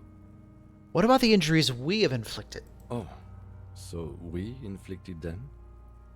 Okay, I have inflicted. So there's a spin-stabilized munition from a Kiel A990 muzzleloader lodged in his lung, and an incision on the thorax from a chain cutter. I wouldn't mention those. Better not to muddy the waters. I agree, the waters are muddy enough. See? These pigs are fucking corrupt.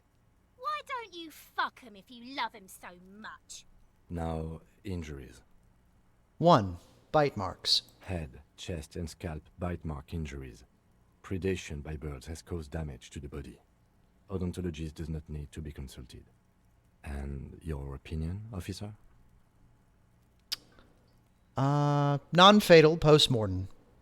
Agreed. Next injury? 2. Contusions. So, the scalp bleeds from a post-mortem head injury, a stone. The injury does not have the rim of an early inflammatory response. The perpetrator on the scene has confessed to causing it post-mortem. At maximum velocity, fucko!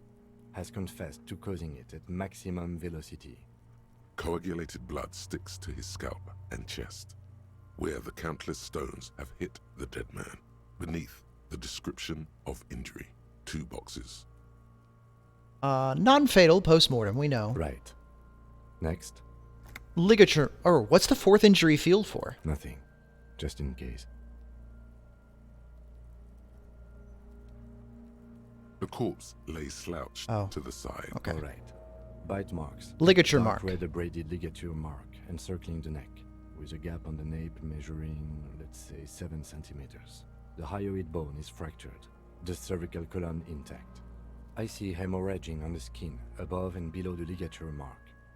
Depth of the mark, 1 centimeter. No signs of clawing on the neck. Below the note, 2 customary boxes wait to be ticked. The man's head jerks to the side. The ring around his neck is visible. So do we think this guy was hanged or not? It is weird that he didn't struggle. Maybe he was drugged or something beforehand? Maybe...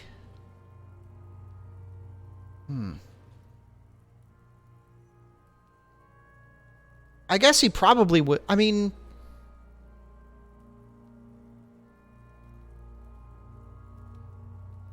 Like, I thought that's what we agreed, was that he didn't...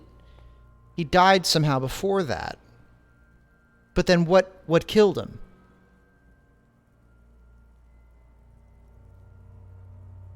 That's it. Yeah. We have established cause of death. It's not much, and it leaves much to be questioned. But it's a start. And we can revise that later if we need Let's to. wrap this up. I pronounce this field autopsy over. First, how did it go? Well, we established probable cause of death. Some would say that's the goal of an autopsy. We also requested a toxicological screening. That was thorough. The results should arrive in a couple of weeks, if we are lucky. I would not hold my breath. We were thorough with the list of injuries, too. We described them all in detail. What is there to say? Given the circumstances, it was a professional field autopsy. What now? I need a copy of that autopsy form. Then I will drive him to Faubourg for processing. He looks at the dead man one more time, then at the slip of red paper in his hand, then at the corpse again. He's thinking, did I miss something? You tilt your head, also looking at the corpse. I'm sure we didn't get everything. There's always something. Stop wasting time, you're smart! And we establish probable cause, very low 3%. Yes, but what if?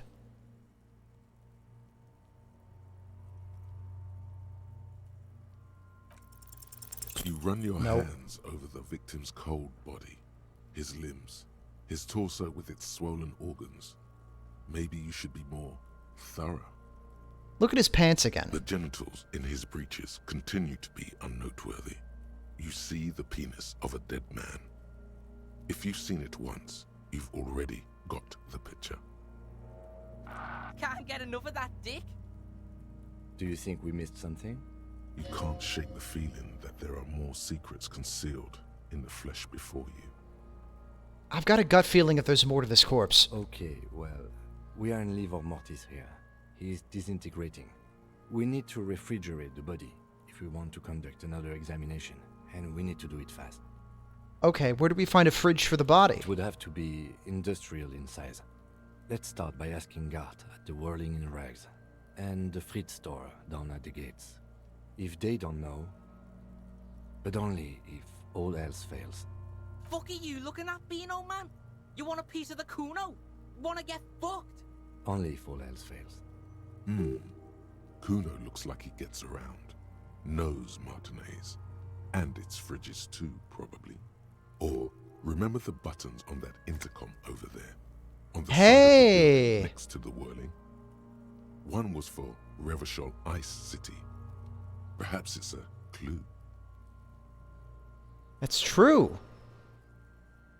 Hurry. This is one task we cannot sideline. With every hour, whatever we are looking for will become harder to find. Let's look at that Revachol Ice City thing.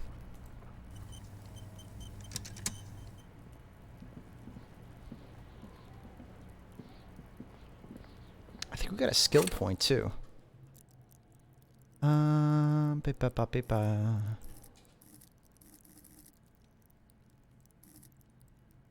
Let me, We did need perception, and we're kind of in the process of investigating a corpse right now. So maybe putting, oh, we have 2 skill points. Well, shit. Putting a couple points into maybe like perception and,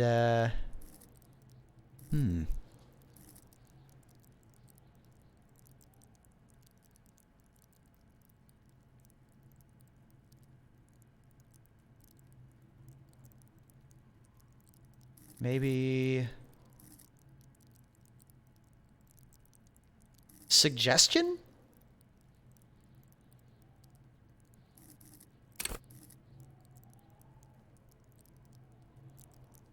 Oh yeah, true. Point of physical instrument to be less delicate.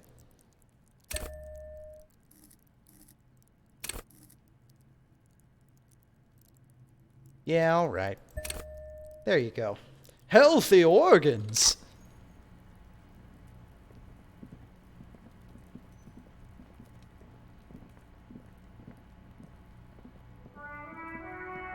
Time to do the good old Jamrock Shuffle over here. An old call box with a matrix of push-button. Silence. No one answers the doorbell. Silence. No one answers the doorbell. Damn.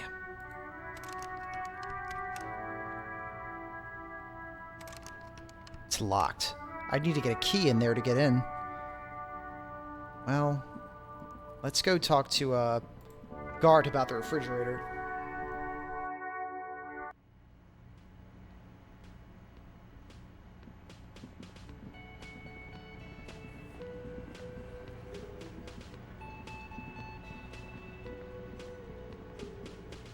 Can I help you? Yes, yes. For the dead body. You want to put a dead corpse into my fridge, right? How did you know? Because you haven't taken it away yet, and it must be stinking hard about now. Well, you're not putting it here, rest assured. Why? Because this is a culinary establishment, not a morgue. I can't believe you even asked me. It would only be for... Lieutenant, you too? You're asking too? No. The answer is no. I will not turn this place into some kind of macabre circus. Let's go talk to the frit clerk. Fine.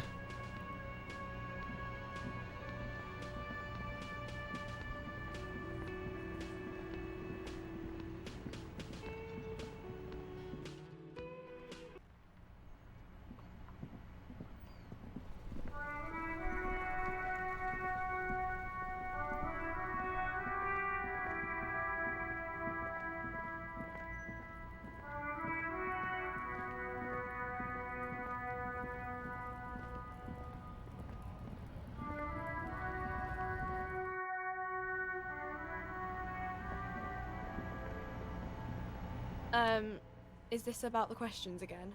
Because I don't really know anything. Do you have a fridge? Mm-hmm. Right behind you. You're right, this is a fridge. Wicked. Yeah. I need to store a corpse there.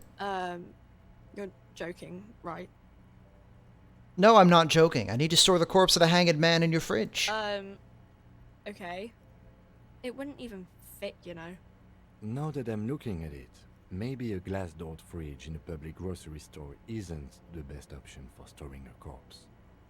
Pity. It would have been so beautiful. Yeah, I don't know. Does Fried have a warehouse in the back of the Whirligin Rags? A warehouse? I don't know. Maybe. I don't really care what Frit does. This is important. She scrunches up her face into an expression of consummate adolescent skepticism. Fine. Frit doesn't have a warehouse. Just a little back room here. Okay? Alright. No use, I guess.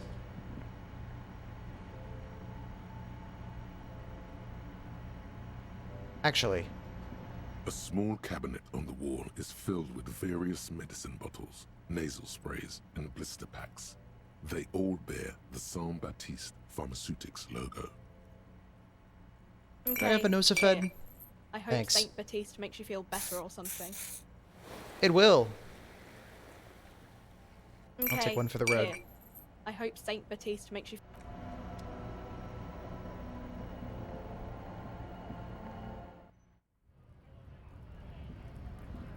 If it gets late and I can't afford lodging for the night, I guess I'll pawn some clothes or something.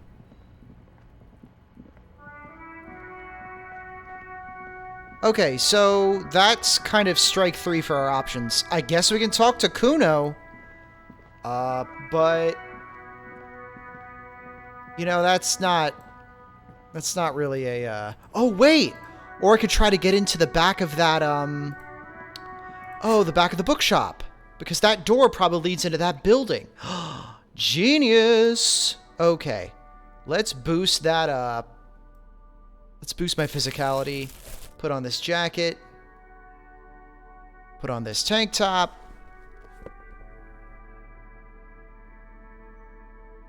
Yeah. Yeah. Yeah. Okay.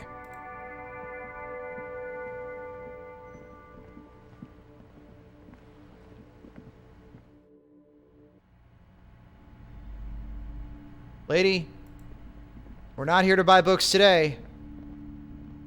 We're here to get into a building. Hold on to a crowbar just in case that extra helps. A heavy door with a missing handle stands before you, covered in dozens, if not Pain hundreds, threshold, of Seminoles shit. trinkets and charms. It appears to be locked. Should have saved that point. Oh well.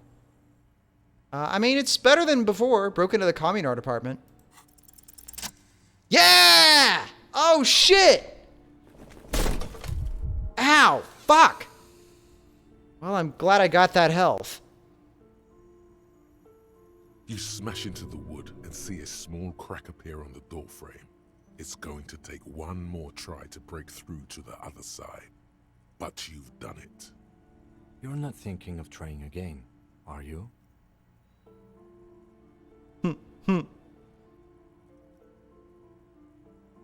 Smash into the door and shout, "Fuck the system!"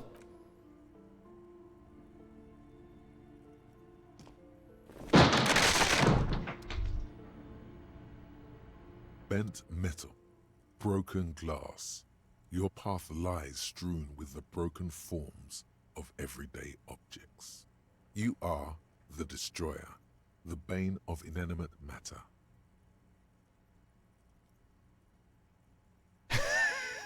Yeah, I rip shit apart. Kudos. Thought gained, anti-object task force. Let's read about that.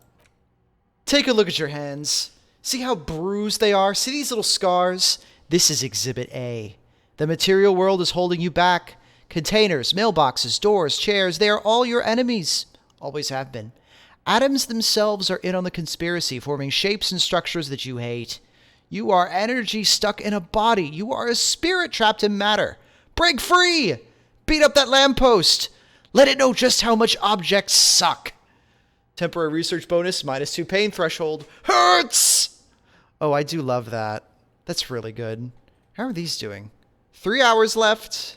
4 hours left. Quite a bit of thinking to do.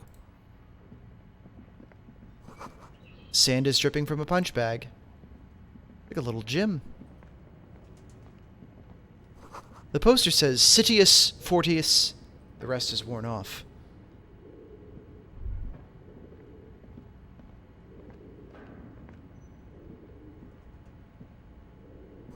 Worn out wall bars. They look unsafe.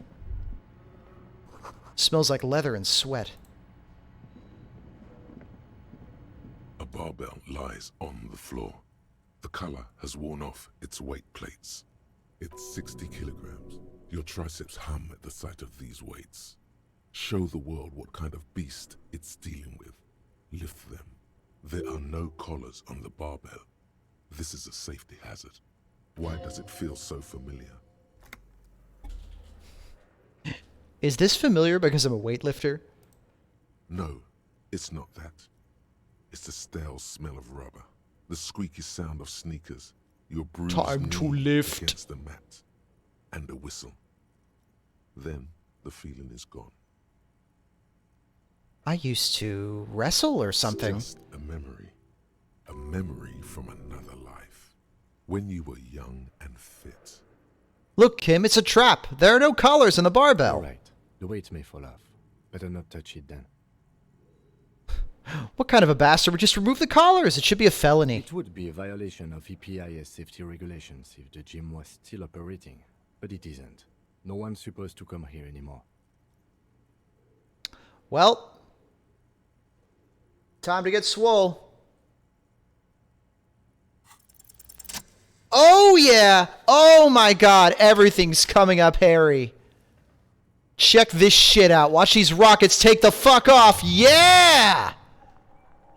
Conjuring up an inhuman amount of strength, you raise the barbell up in the air. Your biceps tremble, but you're a savage. This is a children's game. Oh, yeah.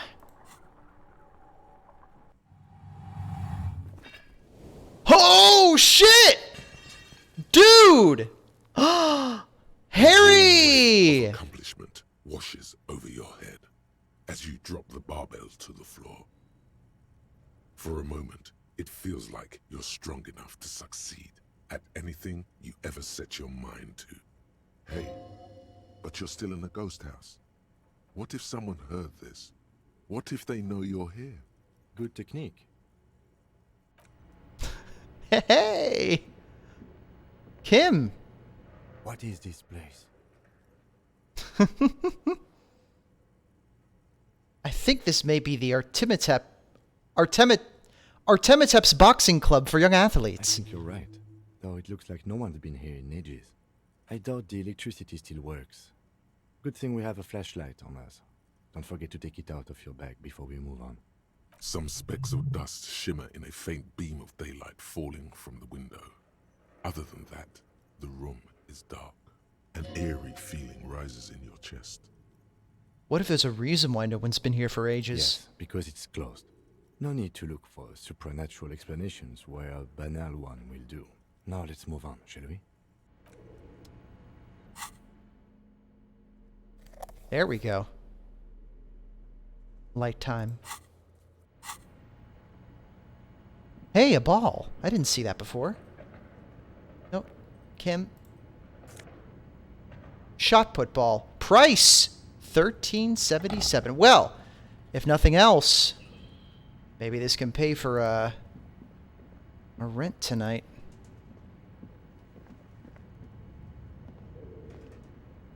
Nothing else?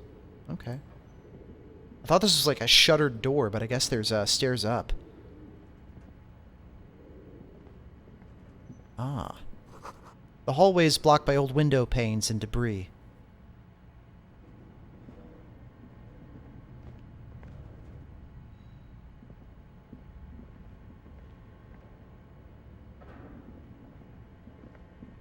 Are we in Revachol Ice City yet? Wild animals stare at you in the dark, stuffed and mounted.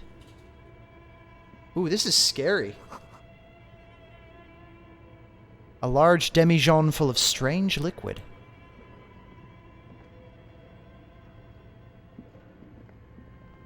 Heal up just to be safe. Airship rotors covered in spider webs. They remind you of blades. A spooky mannequin.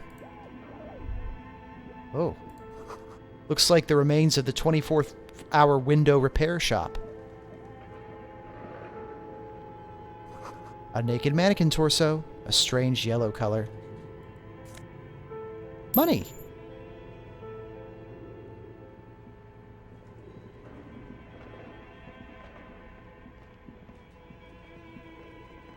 This appears to be some kind of machine with a cube-shaped heart and a wired framework. The keyboard has a rectangular on-off button. A piece of paper still hangs from the printer. A computer? A radio computer. A Just sitting radio here with computer? no one inside. But we are looking for a fridge, and we are pressed for time, so... On the other hand, it's not that I'm not interested in abandoned radio computers. Do you think I should turn it on? Maybe the body has stopped decomposing somehow. I don't know. You're in charge of this expedition, officer. The machine lights up like some prehistoric animal stirring from its slumber, revealing fluorescent play and print keys on the keyboard. The hatch on the machine's central compartment is wide open. It's empty like a beehive without its brood. Some cables have been left dangling, disconnected. This is where the memory should go. Nothing happens. Nothing happens. Nothing happens. Oh. Maybe we can find the memory elsewhere. This old fireplace is covered in lines drawn in blue and red marker. The mesh spreading over the stone like blood. This looks important. Alabaster skin. It looks ghostly and strangely ancient. The whole thing resembles Cadran mosaic tiles. Very pedantic. Hold on. How do I know what Kedron mosaic tiles are supposed to look like? History classes, students with their textbooks open, studying the roots of our civilization. Those aquarelle blue tiles looked beautiful in the sun. What am I looking at? Radio frequencies, it seems. UKV 123.6, UKV 123.7, UKV 123.9. Some written notes, too. Sparse and cryptic. Radio frequencies for what? Unclear. It looks like a cardiovascular system split into veins and capillaries. Very advanced. This must be an elaborate piece of art. I think so. The web is comprised of radio stations, all lead back to one red heart, titled the Game Master Frequency. A note says, this one can listen in on any station it wants. If it's a game, then who's playing? Whoever decides to call in to a call-in station, it looks like. A list of names under the stations suggests people across 6 Isolas would be playing. Is... Muindi, Insulinda, Kotla, Gra, No fucking way. Samara, No way. and even Ilmara. Is this a massively multiplayer online role-playing game? All of this is gone, left unrealized. Oh. There's no way a little basement studio working here could pull anything like this off. My God. It's as if the less money they had, the more ambitious their project became. The schedule.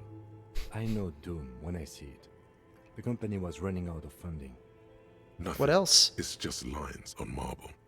An echo from times long gone. No one has used the fireplace in ages. Not based on anything at all in real life, I'm sure.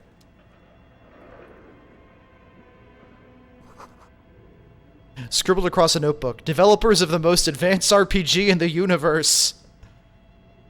Sure. Wow, is that like an elf? Your flashlight slides over an old green chalkboard covered in Cool scribbles, beard. sketches, and schemes, like some ancient cave mural. Some of the writing has faded with age, but you can still make out sections here and there.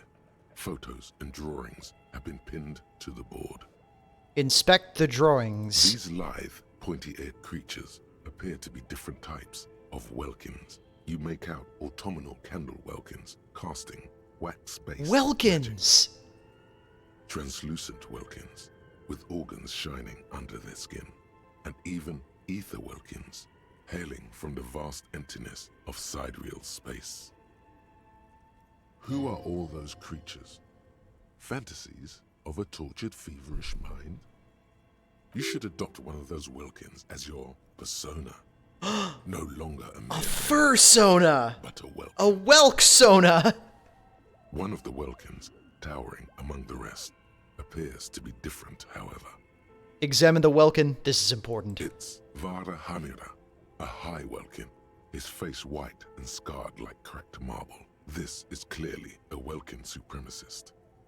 The note says all non-Welkin races will be purged. The Haldor, the Tworg, the humans, and even headless men, all of them, purged. Imagine a world filled only with Welkin, Green Welkin, Dread Welkin, and the High Welkin to rule them all. An inordinate amount of time has gone into drawing these little Welkin creatures. Why would anyone spend so much time? Or no, who are these creatures? Who drew them? Are they real? I have so many questions. This looks like concept art for a project. It's not really real. Why would anyone spend so much time on this? Some people really like building a world, I think, even if it's just for a game. One of them is a Welkin supremacist. Mm-hmm. Political commentary. That one has a great beard, too. Well, this has been educational. Let's move on from the Welkins. Just look at those details. So much effort.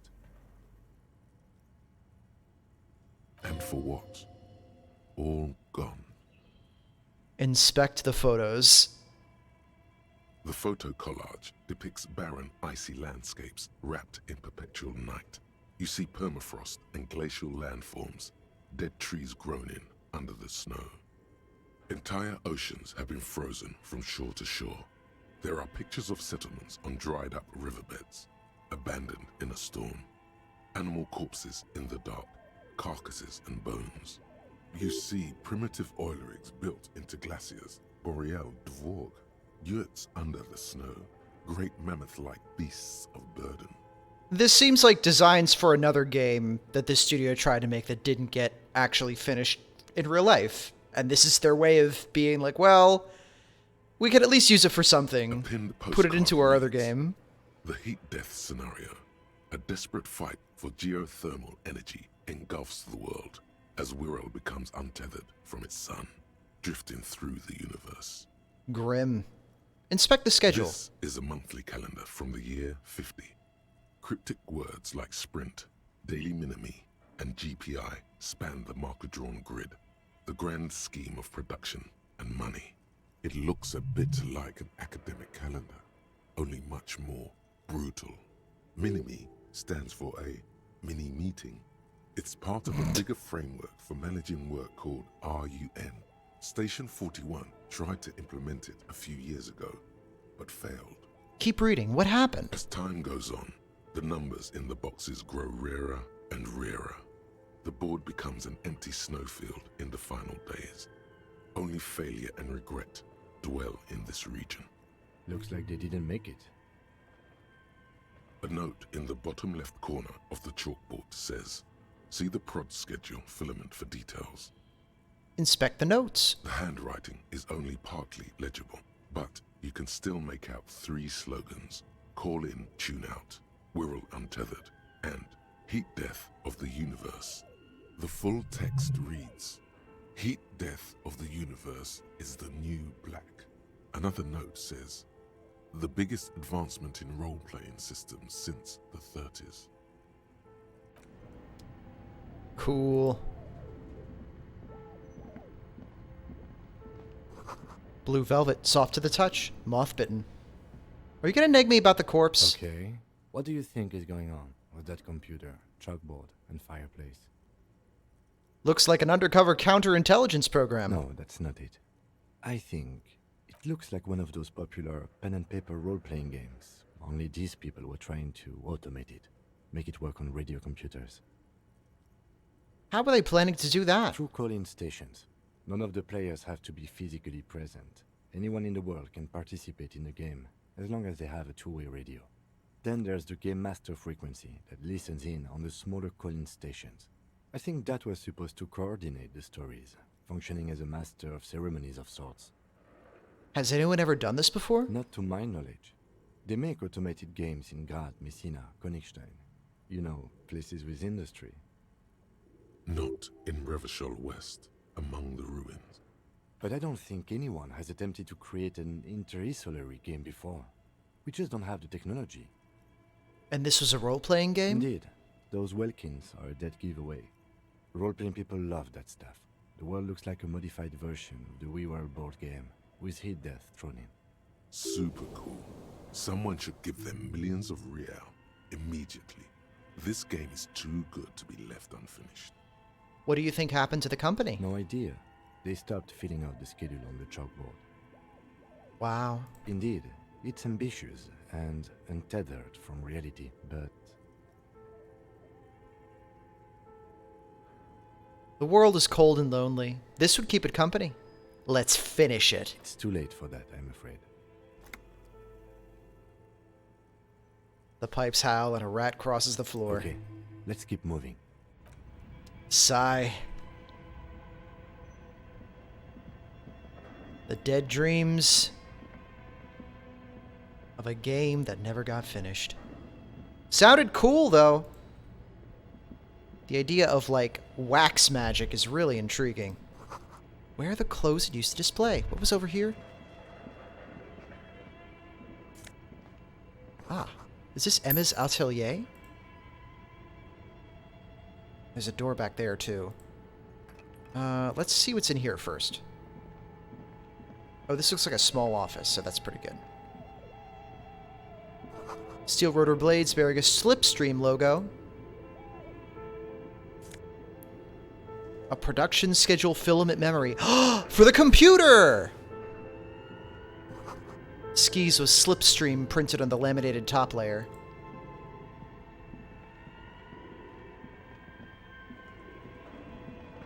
Slot that in there.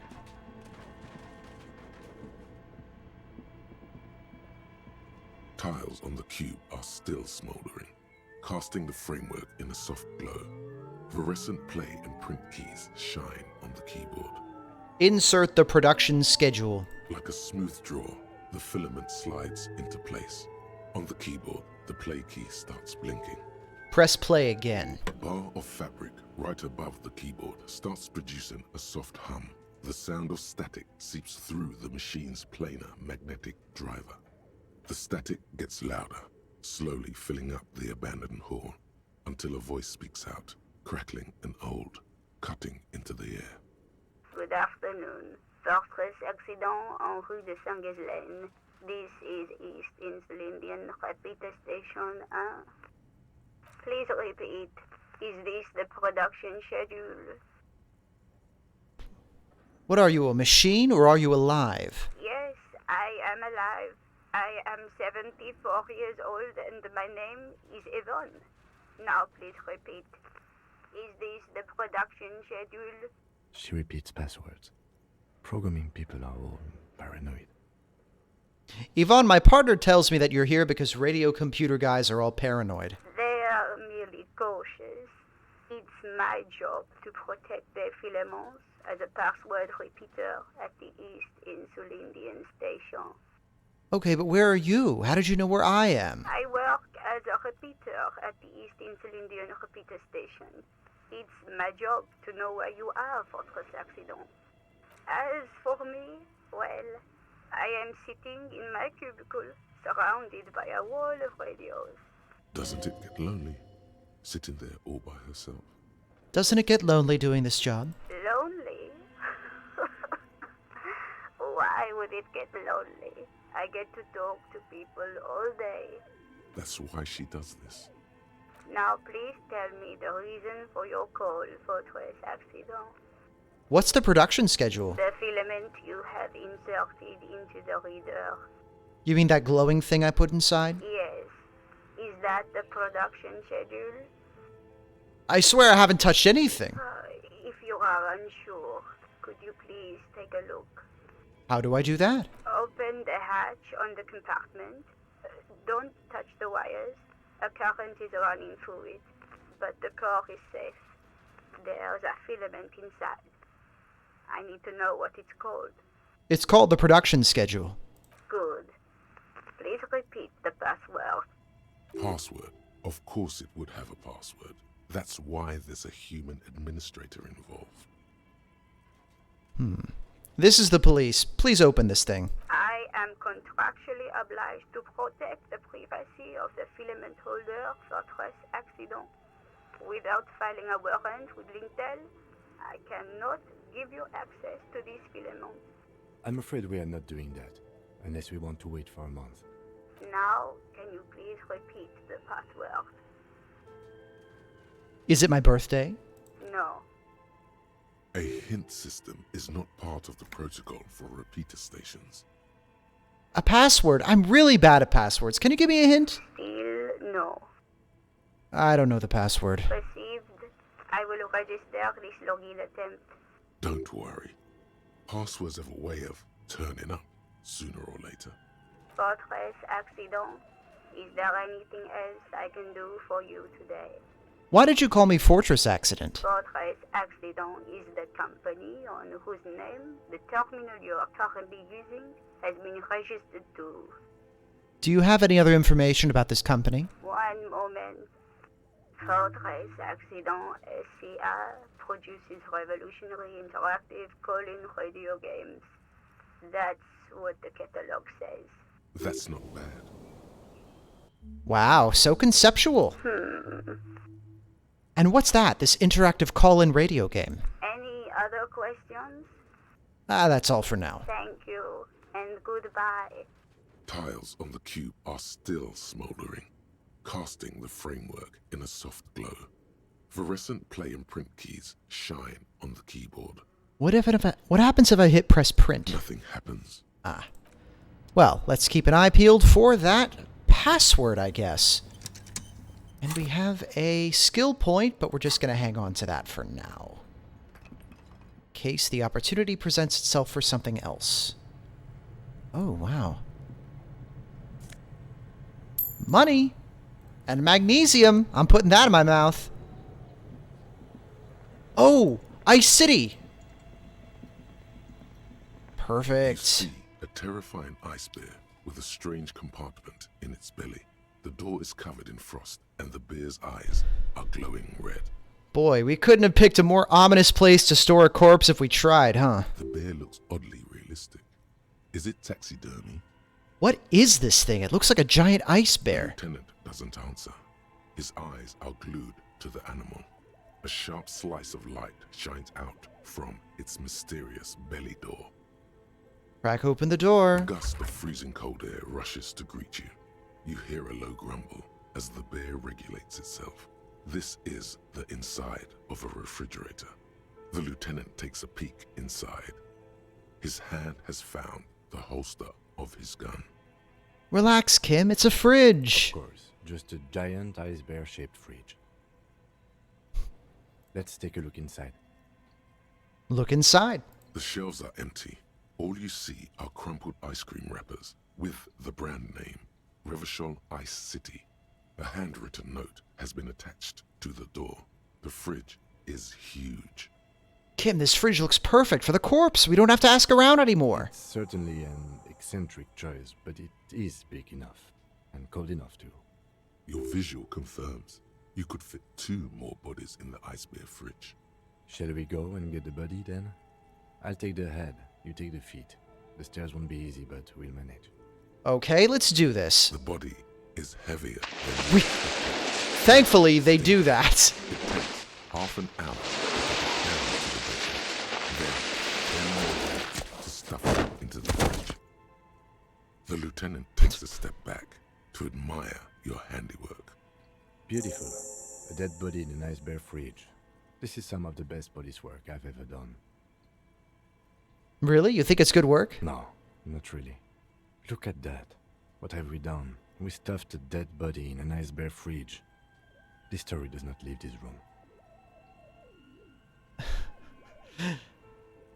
This isn't police work, Kim. It's art. We're artists, and this was our vision. If I were an artist, this would certainly not be my vision.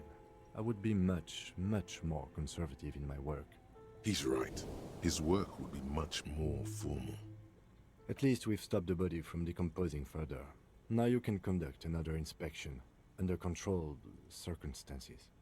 Inside the icy realm of the ice bear fridge, the corpse stands slumped, waiting.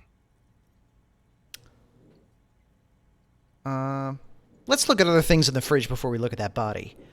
What's the note say? And the little fridge magnets keeping it on Oh, I guess we find out later.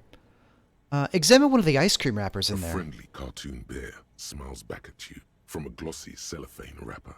It looks nothing like the fridge, or the decomposing body in it. The paper still smells of vanilla and chocolate. Even under this stench, you can feel it. What is a giant bear-shaped fridge doing in an abandoned cellar in the first place? Good question. It looks like an ice cream fridge. So they tried to sell ice cream from this hyper-carnivore? I know. What an unfortunate marketing choice. What is even worse, the bear is still costing them money to this day. The electricity bill must be catastrophic. On the other hand, it did help us with a certain corpse situation. Shoot, Looney Rooney. How do you like it in the fridge, dead man? I like it a lot, brother. This really is your finest hour. You're a genius. A regular Corporangelo. At the autopsy, you said you have ancient mysteries. Oh yes, Kobo mi Lobo. In the gift horse's mouth. Tracts and wakes and waterways. He loves it. He loves this. Materials buried. Yeah, but to where, brother? Just a small gulp away. My beloved Kobo. A small gulp away. Enough. Come back later, Corpo. Amuse yourself with my frank manners and my Oh, that raised my memento perception. mori features. If possible, also see me in your dreams. 28% isn't that bad. And it's a white check, so we can always check again. That's the benefit of keeping the body around, is we can always take a look again later. Let's try it. You touch the dead man's body. His skin is cold, light blue and silvery in the light of the fridge. You still have no idea where to begin, or what to even do with him. Oh, true, I do have that point saved. It'll come to you sooner or later. At least he's safe here until then. Right, I can boost my perception. Level that bitch up. And I'm sure we're going to need perception being detectives. What else was in here? Items. Yeah. Interact.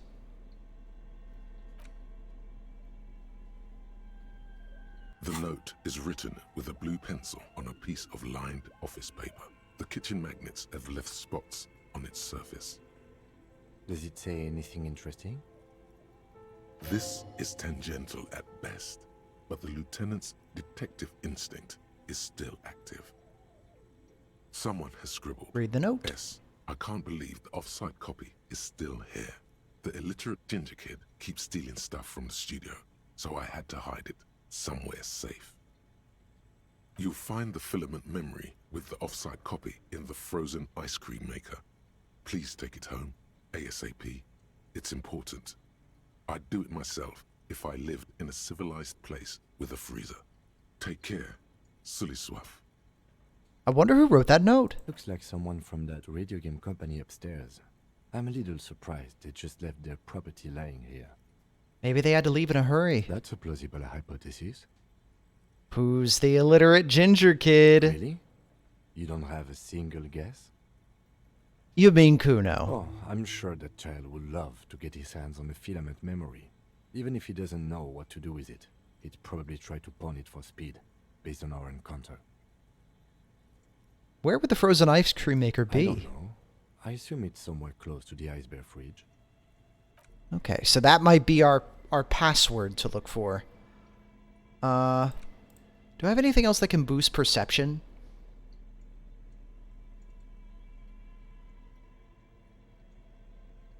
No. Anything that's taking away from perception? No. The bear's eyes are still glowing red.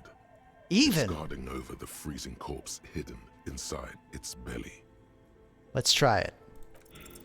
You touch the dead man's body. Nothing. His skin is cold, light blue and silvery in the light of the fridge. You Shit. still have no idea where to begin. Or what Well, to we'll even try do again with it. tomorrow.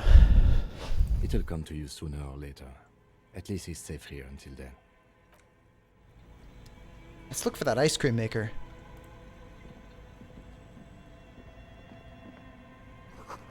The wall collapsed. It's inaccessible now.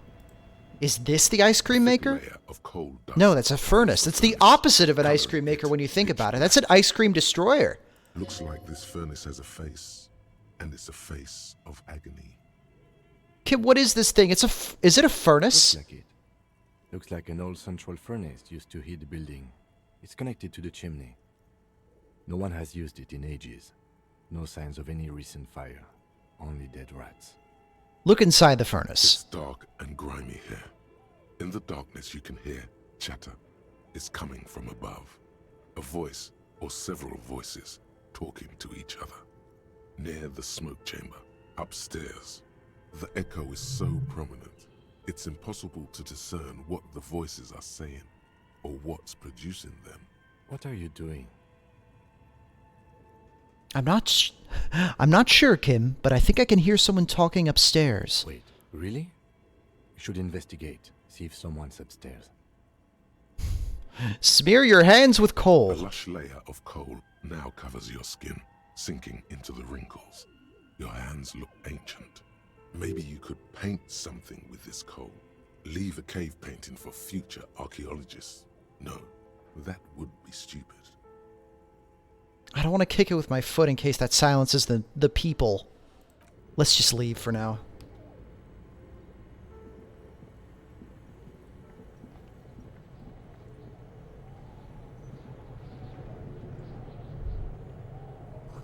The wind howls in from the coal chute above.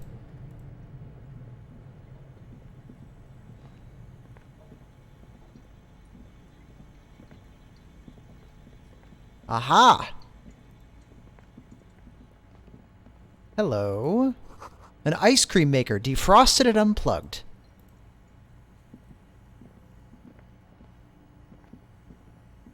And what could this be? The flashlight casts a strange shadow.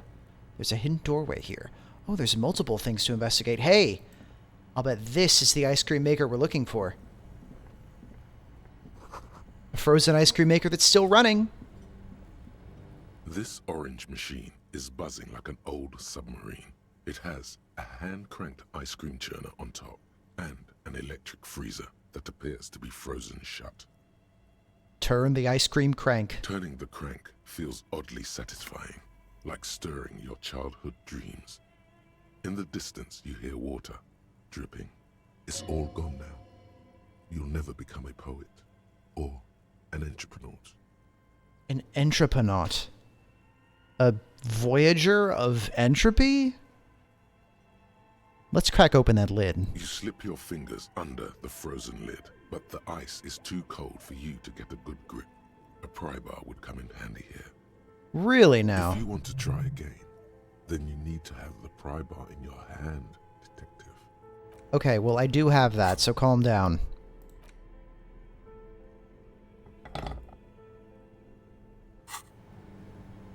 This orange machine is buzzing like an old submarine.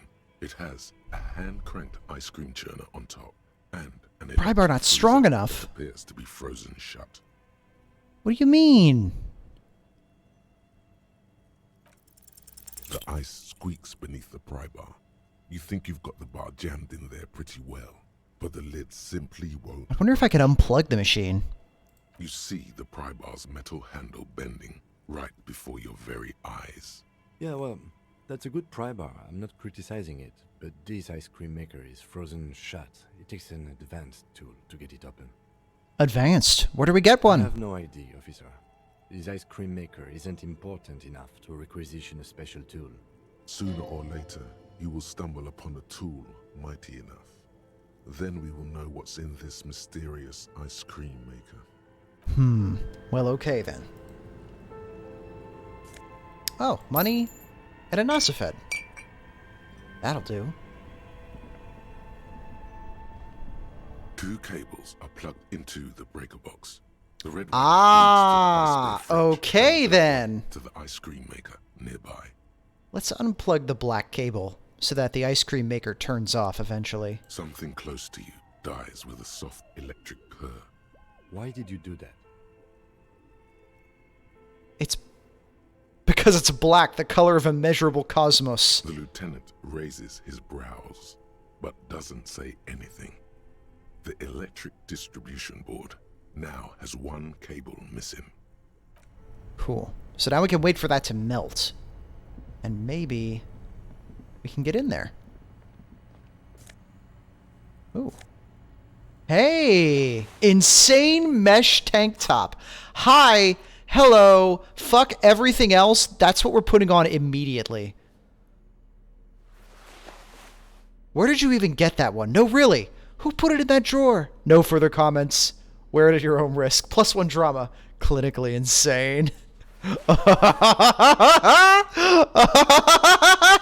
Yeah! Yeah! Fuck yeah, baby!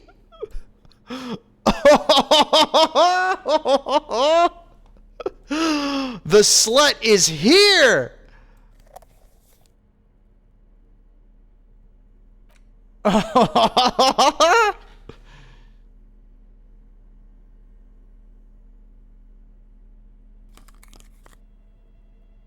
Yeah, it's fucking party time, baby. Actually, I like the square glasses better with this look. It's very Y2K. The tie stays on, though. The tie always stays on.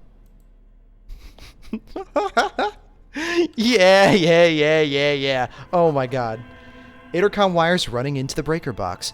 It looks like there's stairs up here, but I don't want to take those just yet, because there was another thing over here.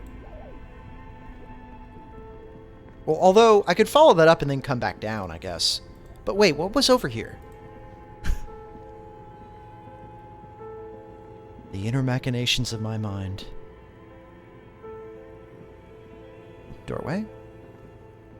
Oh yeah, this is a dead end, so... 2 rusty rifles are hidden above the piping. They look inoperable. Someone has stuck some busted guns beneath the ceiling. A few bricks have fallen off, revealing a compartment behind the wall. That's disco, It's too baby. dark to see in. Look, there's a hole in the wall. Oh, where are we, actually? Seems like an old bunker from the revolutionary period. Look at all those rifles. Must be an old weapons cache. Look, there's a hole in the wall. There is, yes. And there also appears to be something inside the hole. Interesting. Do you want to take a look? Okay, I do. Your hand reaches deep into darkness and spiderwebs. Rummaging around, you find rusty rifles hidden away. Rifles, Kim. Are these any good? Most of them are rusty and inoperable, like the rest, but one catches your eye. A bolt-action model with a fine wood stock, in better cosmetic order than the others. This one looks nice. That's a rare sight. Seems to no longer be functional, but still a beautiful thing in its own way. And we could sell that for rent. What does this mean, a rifle here? It means there are firearms, albeit inoperable, still lying around. Goodest of the good cops, achievement unlocked. It's an interesting coincidence, I would say. Might come in useful in the future. He likes this find.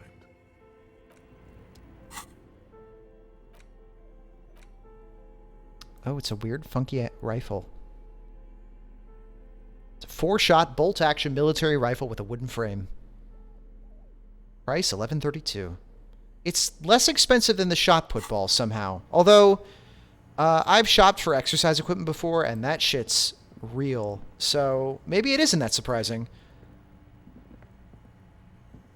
I don't get how a heavy object, just like a barbell, can cost so much money. And then more to ship. I get the shipping part.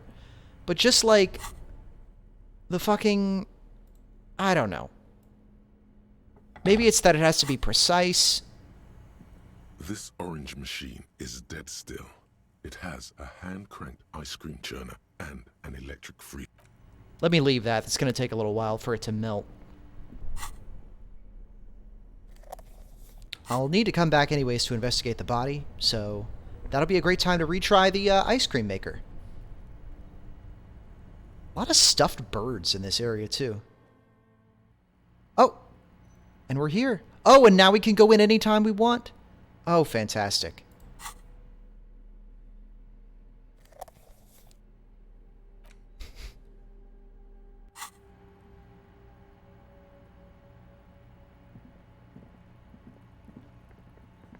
It's quiet out here. I think we had something to do with a weasel. Hey, Kuno. Kuno's fucking electricity! You missed a good show before. A kid came by and completely fucked the tree to pieces. He fucked the tree up! Fucked it good! It was porno! Jesus. Stop using the K word. It belongs in the past. Can't tell Kuno what words to use. Fucking kipped.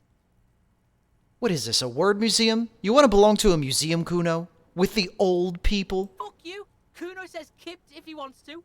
Kuno's dad says kipped all the time. Kipped's a cool word. Kipped, kippity, kipty, kipped. Kippity, kipped, kipped. It's like a little engine has come alive on the other side of the fence. An engine that only says kipped. Kipped. Alright, shut it down, see. The cunt has business to do. I'm not Kuno buying speed doesn't off of him. fucking care. I'm not. I'm simply not. I know I'm dressed like this. I know it looks like I'm the exact person who would buy speed off of him. But...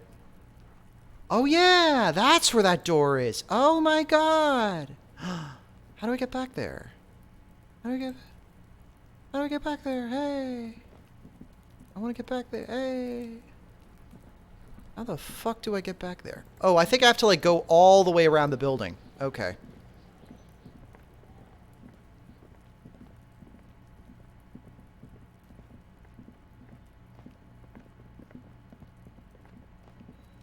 I think we end the day at, like, 22, so we have a few hours to play with. Come on, gents, get the let out.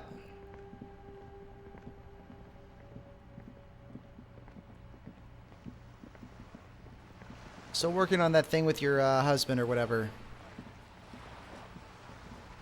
Hey, hey! Oh, oh, oh, oh, oh, oh, shit! Oh. Finally, finally, time to start making some real money.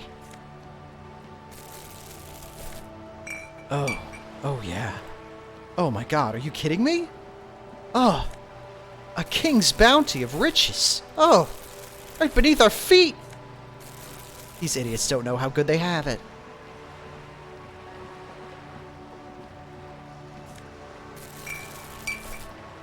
Oh, yeah. I'm gonna make so much goddamn money. It's gonna be so great.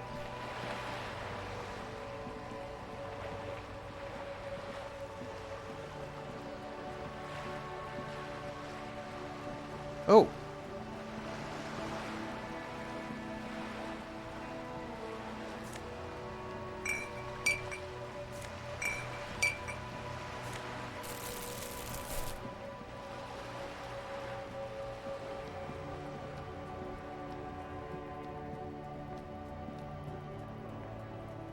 I'm feeling majestic as fuck right now.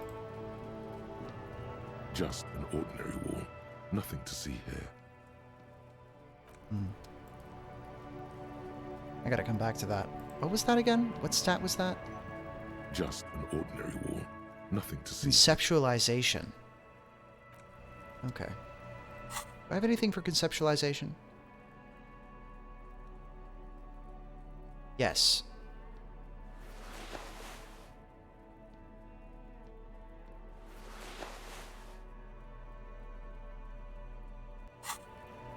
Just an ordinary wall. Oh no. Nothing to see. Doesn't matter. I need to put skill points into it. Clothing is not crucial here. In that case, we're going back to mesh shirt time.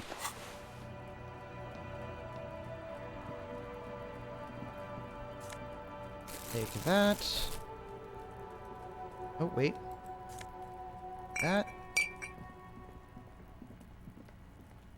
Is this the basement apartment?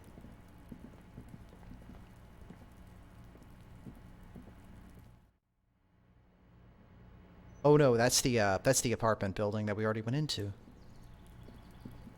This is the basement apartment over here. This must be it. The basement door is weather-worn. The copper nails holding the upholstery in place have turned green from sea air, and there's a knocker shaped like a lion's head. Press your ear against the door. The leather upholstery is worn and rough against your jaw. You don't hear any movement. In fact, it's oddly silent in the yard around you. No birds chirp. Carefully knock. You knock silently. The upholstery muffles the sound. No response comes from the apartment. It's weird that it's an upholstered door. I guess no one is in. Lieutenant, what is your opinion of this task we're undertaking? Let's be honest. This isn't what I joined the RCM for, but every day tells you something new about yourself. Apparently, working with the local union boss to get info on an investigation is not something I'm squeamish about. So you don't mind if I unlock the door? I mind that the local thug is using the RCM for his busy work. But if this gets us to the bottom of this hanging, then I'm willing to look over it. All right. On the other hand, we could just leave and tell Evrat we opened the door. No one seems to be tailing us to see if we actually did it.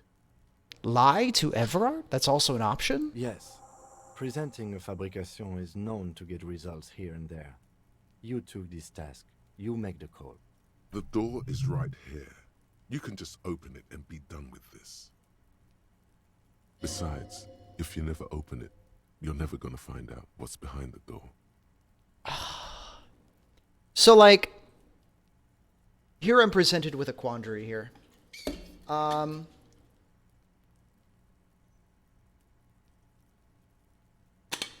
So on the one hand, I don't want to seem like I'm a pushover to Everard. I don't want to seem like the RCM is somehow... Because, like, if it was a union person who did the murder, then the unions... I don't want the union to think they have any more leverage with me than I want them to think that they do. So... But then... If I don't do it and say that I did, and nobody finds out, then what's the difference? And then if they find out that I didn't do it, then they're like, well, you're bullshitting us. And also, I guess they already saw me on top of that. The scabs already saw me on top of the harbor gate, so they already think that I'm in with the RCM. So, the only thing that lying would do would be to... If I don't open the door, then I don't know why Everett wants this person, like, accessible. I guess I could open it and then lock it later, maybe. That's the thing. I have no cards in this. There's no reason not to open the door. I think. I can't close it later. Oh, shit.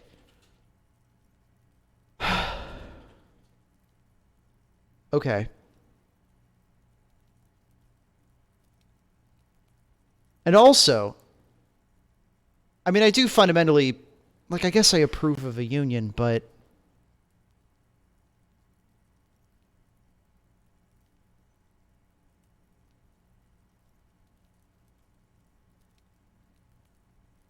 A weasel.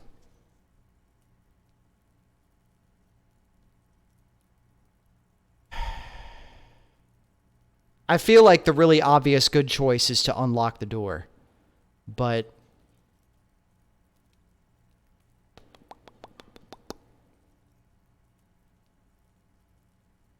I am...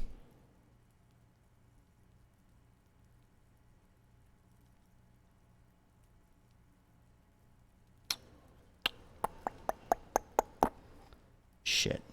But if I don't... What if there's somebody in there? And then what if there's somebody in there who has stuff about the case?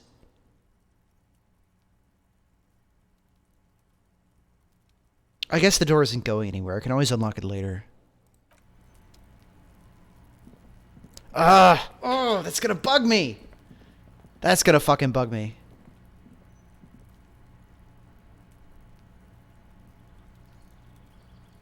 I'm gonna fucking open it. I gotta know. I'm sorry. This is an exploration game. I am playing a role. Weasels. Yes, open it. Silent as you can. It takes a bit of rattling of the handle to loosen the bolt. Finally, the door unlocks with a small clack. Thoughts race through your head. The sound of the key turning still echoes in the yard. Hopefully no one heard. There might be important information in the apartment. I mean, there might. That's what I'm saying, Logic.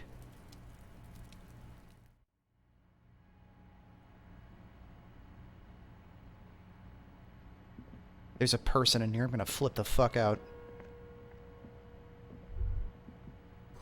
The smell of disinfectant in the room smells like chemicals. A row of mugs sits on the shelf. Each one depicts a human figure. A dark-skinned woman grinning amidst mysterious symbols. No A way. broad-shouldered man shoveling potatoes, and others. This guy collects racist mugs. I don't feel bad about breaking into his apartment at all anymore. A little ring, though cheerful, the images on the ceramic. Oh my god, why was I even worried? Whoever this is, they suck. There's something disdainful in the way the curves and lines of the bodies were drawn. The images betray a lack of interest in human beings. They are merely unflattering caricatures. What do I mean uncomfortable? The owner of these mugs doesn't like people of other ethnicities very much. Typical asshole. This person is unhappy. The lieutenant picks up one of the mugs, then puts it back down with a look of disdain. I'm beginning to feel better about breaking into this man's apartment. Whip out your yellow man mug and compare. Yes, your broken mug friend would feel very much at home here. The same humor, the same mocking lines. There's the missing tin soldier. Whoever lives here might have used the Whirling's container to dump his trash. I can't believe the racist mug was actually And relevant. now they've drawn the ire of the Union. The plot thickens, as they say. An interesting little clue. Let's see where this goes. Clues have a way of magically connecting to other clues down the road. Perhaps you should break into apartments more often. Perhaps. Do you really think it's the same person who put the dead man's clothes in the trash? Who knows? I'm not expecting too much from these clothes in the trash lead either way. It might turn out to be some random local matter, but still, a nice coincidence. You could ask Everard who this person is once you're done here. I'm feeling better and better about breaking into this guy's apartment. Whoever lives here admires fair-haired fantasy heroes with big muscles, like the man from Hjelmdal. I do sort of regret not getting that book where he's all tied up, though. That seemed fun. Intersolary dress shirt, +1 to logic. Ooh. Pressed and spotless gleaming white shirt, the kind that serious men wear at serious intersolary offices, not yet piss-soaked or cum-stained. How's it look on me? Oh. I mean, yeah, okay. Great. But I mean, not as good as the insane mesh tank top, though.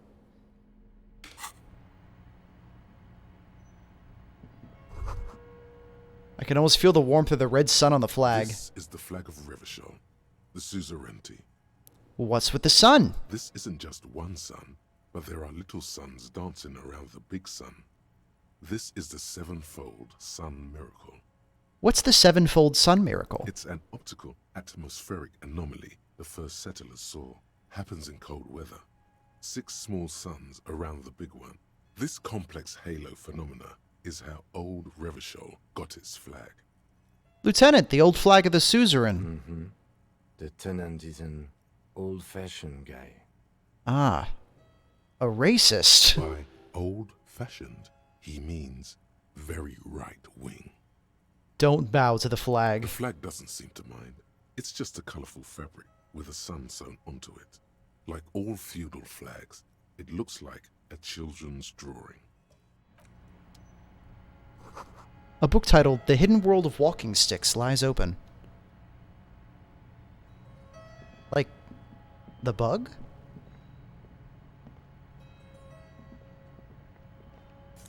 Like the bug? Like the thing the lady was talking about?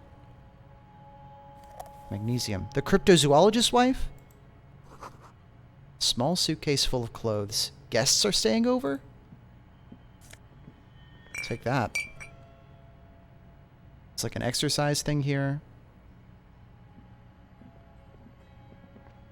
Well, I think we've learned all that we can about, this.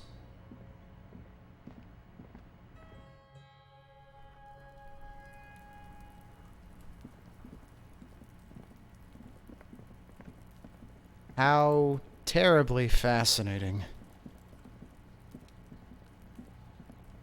Let's get out of the pawn shop and hawk some of this stuff.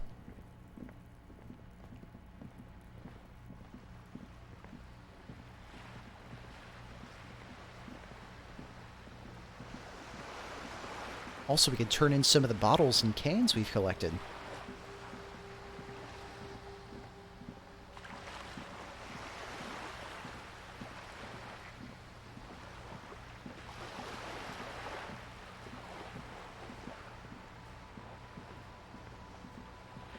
Time to clean up this city's dirty streets. The detective has had an unusually productive day today. Day 1, I wasn't really sure about things, but day 2, things are getting good. Oh yeah! What can this old carabinier do for you? Is there anything you can tell me about this rifle? It's a Bell McGrave, 4.46 caliber, breech loading, Revachol made. Good weapon, accurate and reliable. This one's inoperable. The bolt spring is missing and the mechanism is jammed shut. Still a beauty. Where did you find her? Sorry, I can't divulge that information. I understand. Unfortunately, I don't know what else to tell you. These BMs are an antique. No one uses them anymore. The ammunition is impossible to find. Well, N.A., I found your guard booth. Yes. The Debardeurs Union pays me to stand vigil during the nights. Not out of any political allegiance, mind you. I'm an old man. Don't sleep more than a few hours every night anyway, and money is tight. He feels like he has to justify himself for some reason. You must have seen something on the night of the murder. Your booth looks right into the yard. Yes, it does. Unfortunately, I wasn't working that night. Been on a 2-week leave since last Monday. Hold on, why do you want to leave? It's a private matter. Nothing to do with your investigation. You see, officer, René is the kind of man would rather die than admit he needs medical assistance or, God forbid, sick it. A real man's man is just gonna ride it out. I'm fine, goddammit. Mind your own business. It's nothing. Just got to cut back on coffee. So who was working your shift that night? No one. The bus has been unmanned since last Monday. There's no other guard. It's just me. No one has been guarding the container yard since last Monday. Yes. It's not actually an issue. I mean... Look, officers. The container yard doesn't actually need a guardsman. Never had one before René. Monsieur Claire had that booth built specially for him. It's mostly decorative. Mostly decorative? The possibility of someone being in there is enough to discourage any ill-minded individuals. Evrard created this job for René because he knows the Royal Carabiniers' pension of honor and PTSD isn't something a man can live off. A decorated Kingsman collecting tear reflects bad on the whole neighborhood. His words.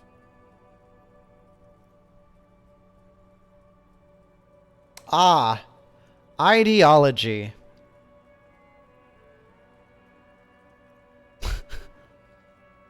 I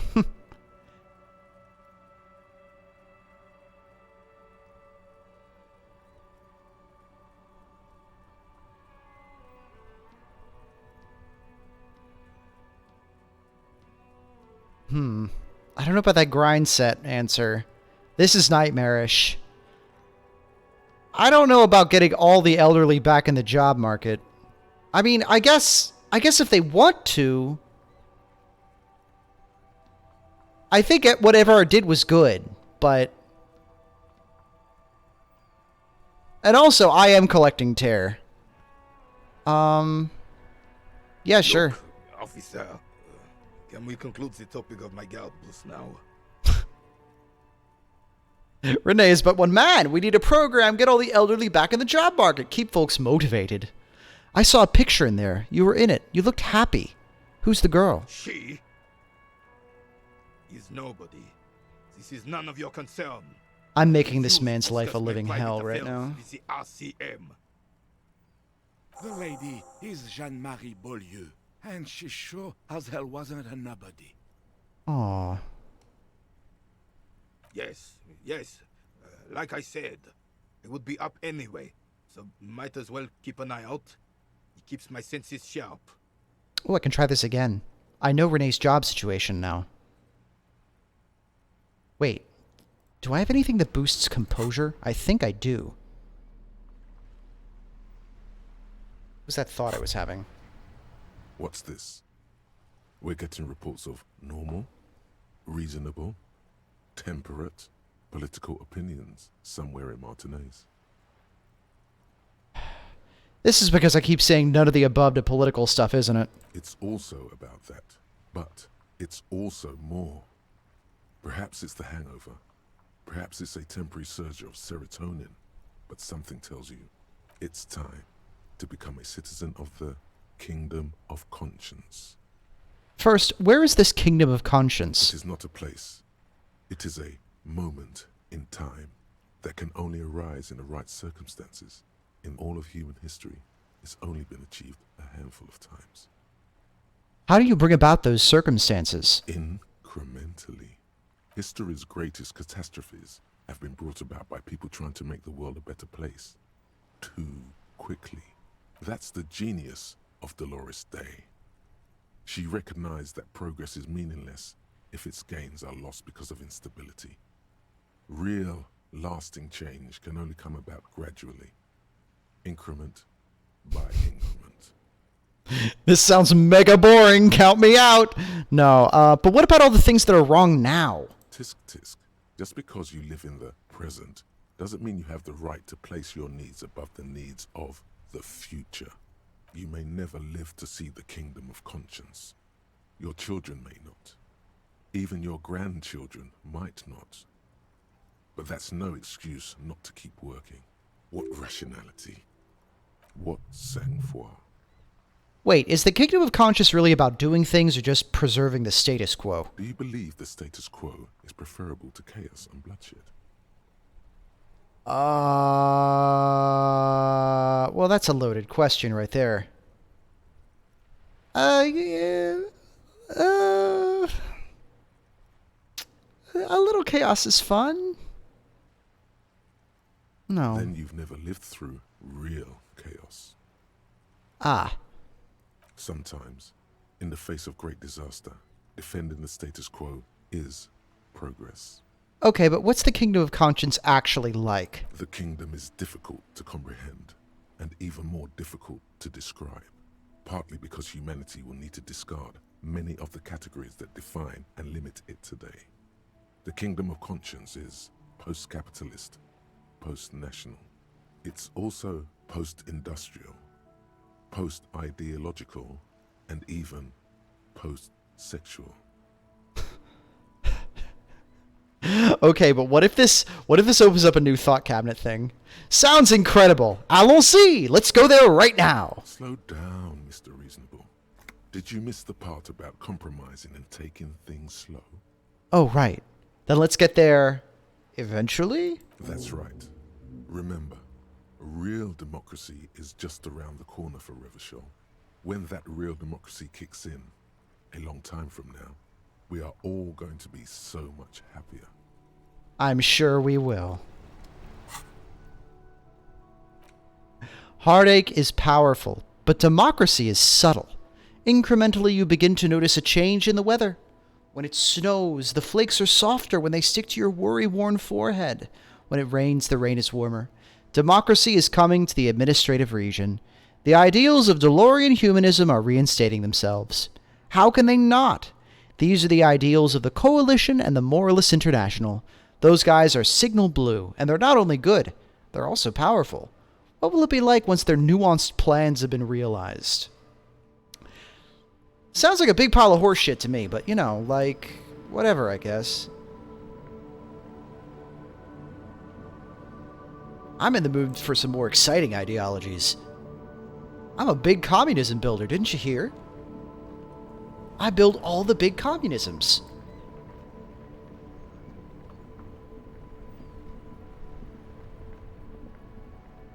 Oh yeah, I can buy shit over here too. Plastic wrapped macaroni stamped with humanitarian aid.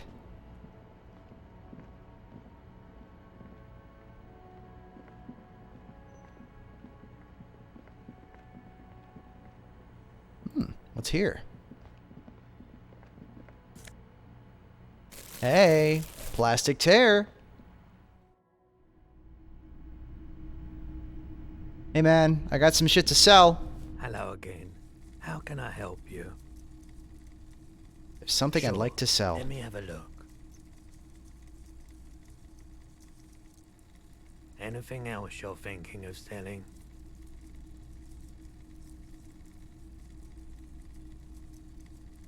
Why does this have a...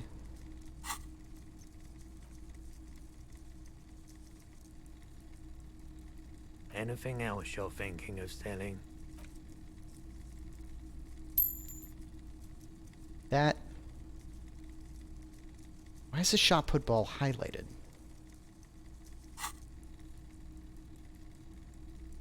I haven't looked at it. Time, perhaps. A ball used for playing shot put, a favorite pastime of elderly gentlemen. You feel like you should hold on to this and make good use of it. To sell such beautiful old school sports equipment would be a sin. I guess. I guess. Well, I had the rifle. How can I help you? I wanted to ask about my missing gun. Again. Sure thing. Have people from Everett Clare's union come here to track that gun? Maybe. Shady-looking guys came in here yesterday, looking like they'd just taken off their Wild Pines overalls. They asked if I have a police weapon to sell.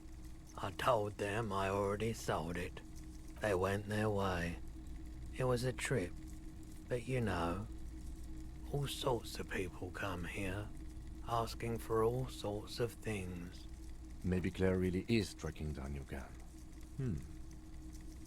People as oleaginous as Everard seem like they're lying, even when they're really being truthful.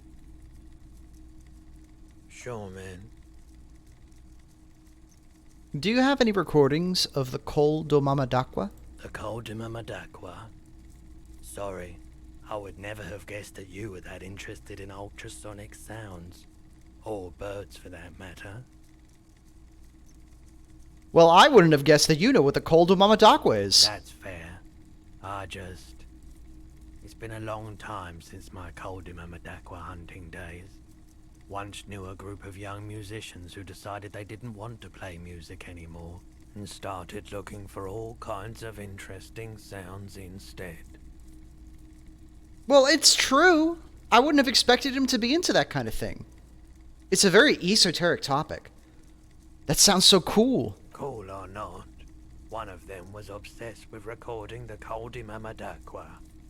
And he was one of those passionate people who know a lot about all kinds of strange things. So he got the rest of us to join in his search. And did you ever find it? We thought we did. We got together all these recordings of unusual sound patterns, compared them, cut them up and combined them into the Symphonia Col de Mamadaqua. Can I listen to it? Unfortunately, I don't have any recordings from my old life. None at all. Sounds But cool. I do have a tape with some ultrasonic sounds that might be what you're looking for. Do we really have time for this? Spit in that bird song. This recording comes from down the coast. Wasn't looking to record anything specific. Just left a recording device there one morning. Keep in mind, I have to slow this one down enough to make sounds well over 200 kilohertz audible to the human ear. It will be strange. As the hum grows louder, modulating but always unnaturally uncomfortably low, like it's coming not from the speakers, but also from inside your chest. Breathing is becoming difficult. Not good, not good. Uh-oh. You're about to start suffocating. You have to stop this. There's a growing sense of dread. The sound is coming from inside you, but also surrounding you. It feels as though someone is standing just outside your range of vision and watching you, doing this to you.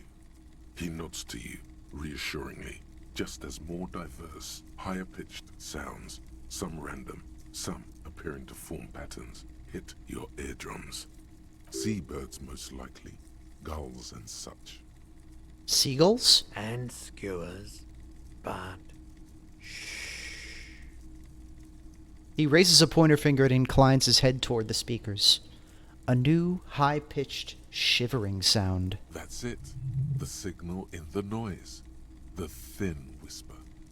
A low range of sounds is easier to handle with a focal point, but still troubling. You are mesmerized by the sounds, but also feel nausea welling up as the motif continues, then begins to recede, dissolving in what must be the sound of water lapping at the bank.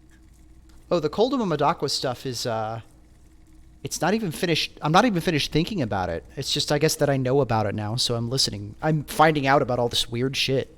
It's really cool. You know, now that I've listened to it on these new speakers, it's not the Coldum Amadakwa. Wrong patterns, wrong photons. Probably some insect trying to sing higher than its predators can hear. Still, fascinating, aren't they? Early morning sounds. That's really cool. How much is rent again? 20 real. 20 real per night.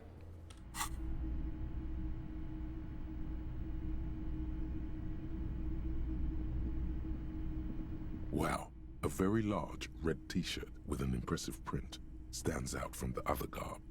Oh yeah? Oh yeah, the print depicts a muscled man striding toward you, a giant sword in each hand, encircled by burning embers. Behind him is a cluster of cabins engulfed in flames. Beneath him are the words, Hjelmdal burning. Sniff the t-shirt. Smells like worn cotton and a little old sweat there. Worn cotton with a side of flea market or trash bin. Sniffing is okay, but please don't try anything on. Can't have you leaving your photon emissions in the fabric of things you're not going to buy. You're not imagining it. Photon emissions? What is he talking about? This shirt celebrates a false hero, a guardian of the masculine order. I doubt the real man from Hjelmdal was as poor a role model as the one in the popular literature. But yes, the books are very sexist, in a not entirely unenjoyable way. What did you mean the man from Hjelmdal was real? I mean, even if the man from Hjelmdal didn't exist before the adventure novels, the stories have made it so that he has. It's simple, really. Do you speak of the fan fiction? Okay. You sound skeptical. It's not that complicated. All that's required is a more robust understanding of cause and effect. Besides, I've been to Kotla, though not quite as far north as the Hjelmdal, and watched northern lights travel across the sky. Very unique, energetic tides there. His theory isn't exactly incoherent, but its logic does suggest some unusual neural activity. Interesting. Very, very unique energies indeed. Geomagnetic ley lines, one might even say. How much are you selling it for? 2 real. That's dirt cheap. Couldn't you just give it to me for free then? But why?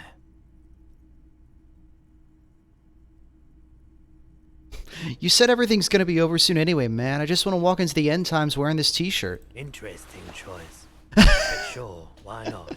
Take it. Welcome to Hjelmdal. Cool. Free t-shirt. Alright. I will save up to get that boombox eventually.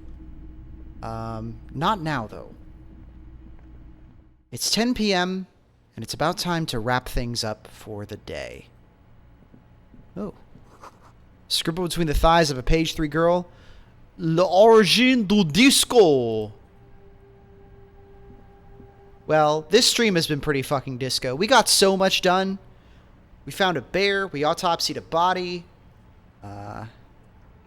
We learned about a mysterious radio computer game. We got the best t-shirt. We got the best shirt in the game. And also, we got another shirt that... Oh, this is the second best shirt in the game. Okay. That's sick as fuck, not gonna lie. It's, you know... I mean, it's very sexist and whatnot, but... I mean, look at that print, though. That's sick!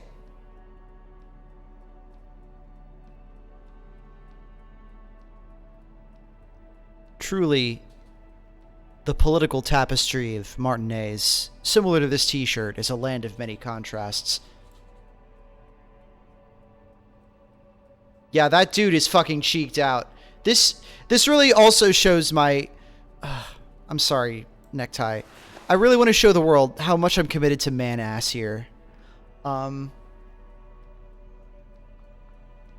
But, yeah, we got a lot done today. I even found a plastic bag. I kept trying to find a plastic bag, and now I have one. Look at the way it wiggles when I move around. That's so great. I'll probably go to sleep, like, pay Gart and go to sleep next stream, just because last time we did that, there was this... We went to sleep, there was this extended dream sequence, and I don't want to be here till 10:30. So we're going to save here.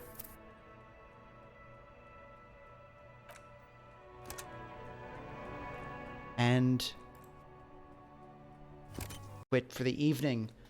Thank you again for joining me tonight for another episode of Egg Plays. It's been really fun. Feel free to come back next Tuesday, where we'll be playing some other amazing game. I haven't quite decided yet. I've been bandying around a few ideas with friends. If I can get a group together, maybe TF2. If not, maybe I'll do something quiet. I did play Wilmot's Warehouse a while back. That might be fun to dip into again, or a similar puzzle game. I could show where I'm at with Hard Space Shipbreaker, maybe. That's been a fun game that I'd like to play. Or, I could stream a little bit of Death Stranding, as I'm very, very close to getting 5 stars on every single establishment. I could give you a sneak peek into my terrible brain and trying to accomplish that. Or I could do more Hitman, or I could do something else. I don't know. I haven't quite decided yet. But yeah. Distressed Egg on Twitter, on Mastodon, on my website. You know where to find me. And oh yeah, you can also check out, I link the, every time I promote these streams, I link the YouTube page where I keep archives of every stream here. Since Picardo has a limit on how many videos you can store on the site, it's like 12 max. So I download the videos and post them to, YouTube for your viewing pleasure.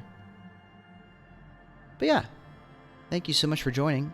Until next time, keep your mind open and stay villainous.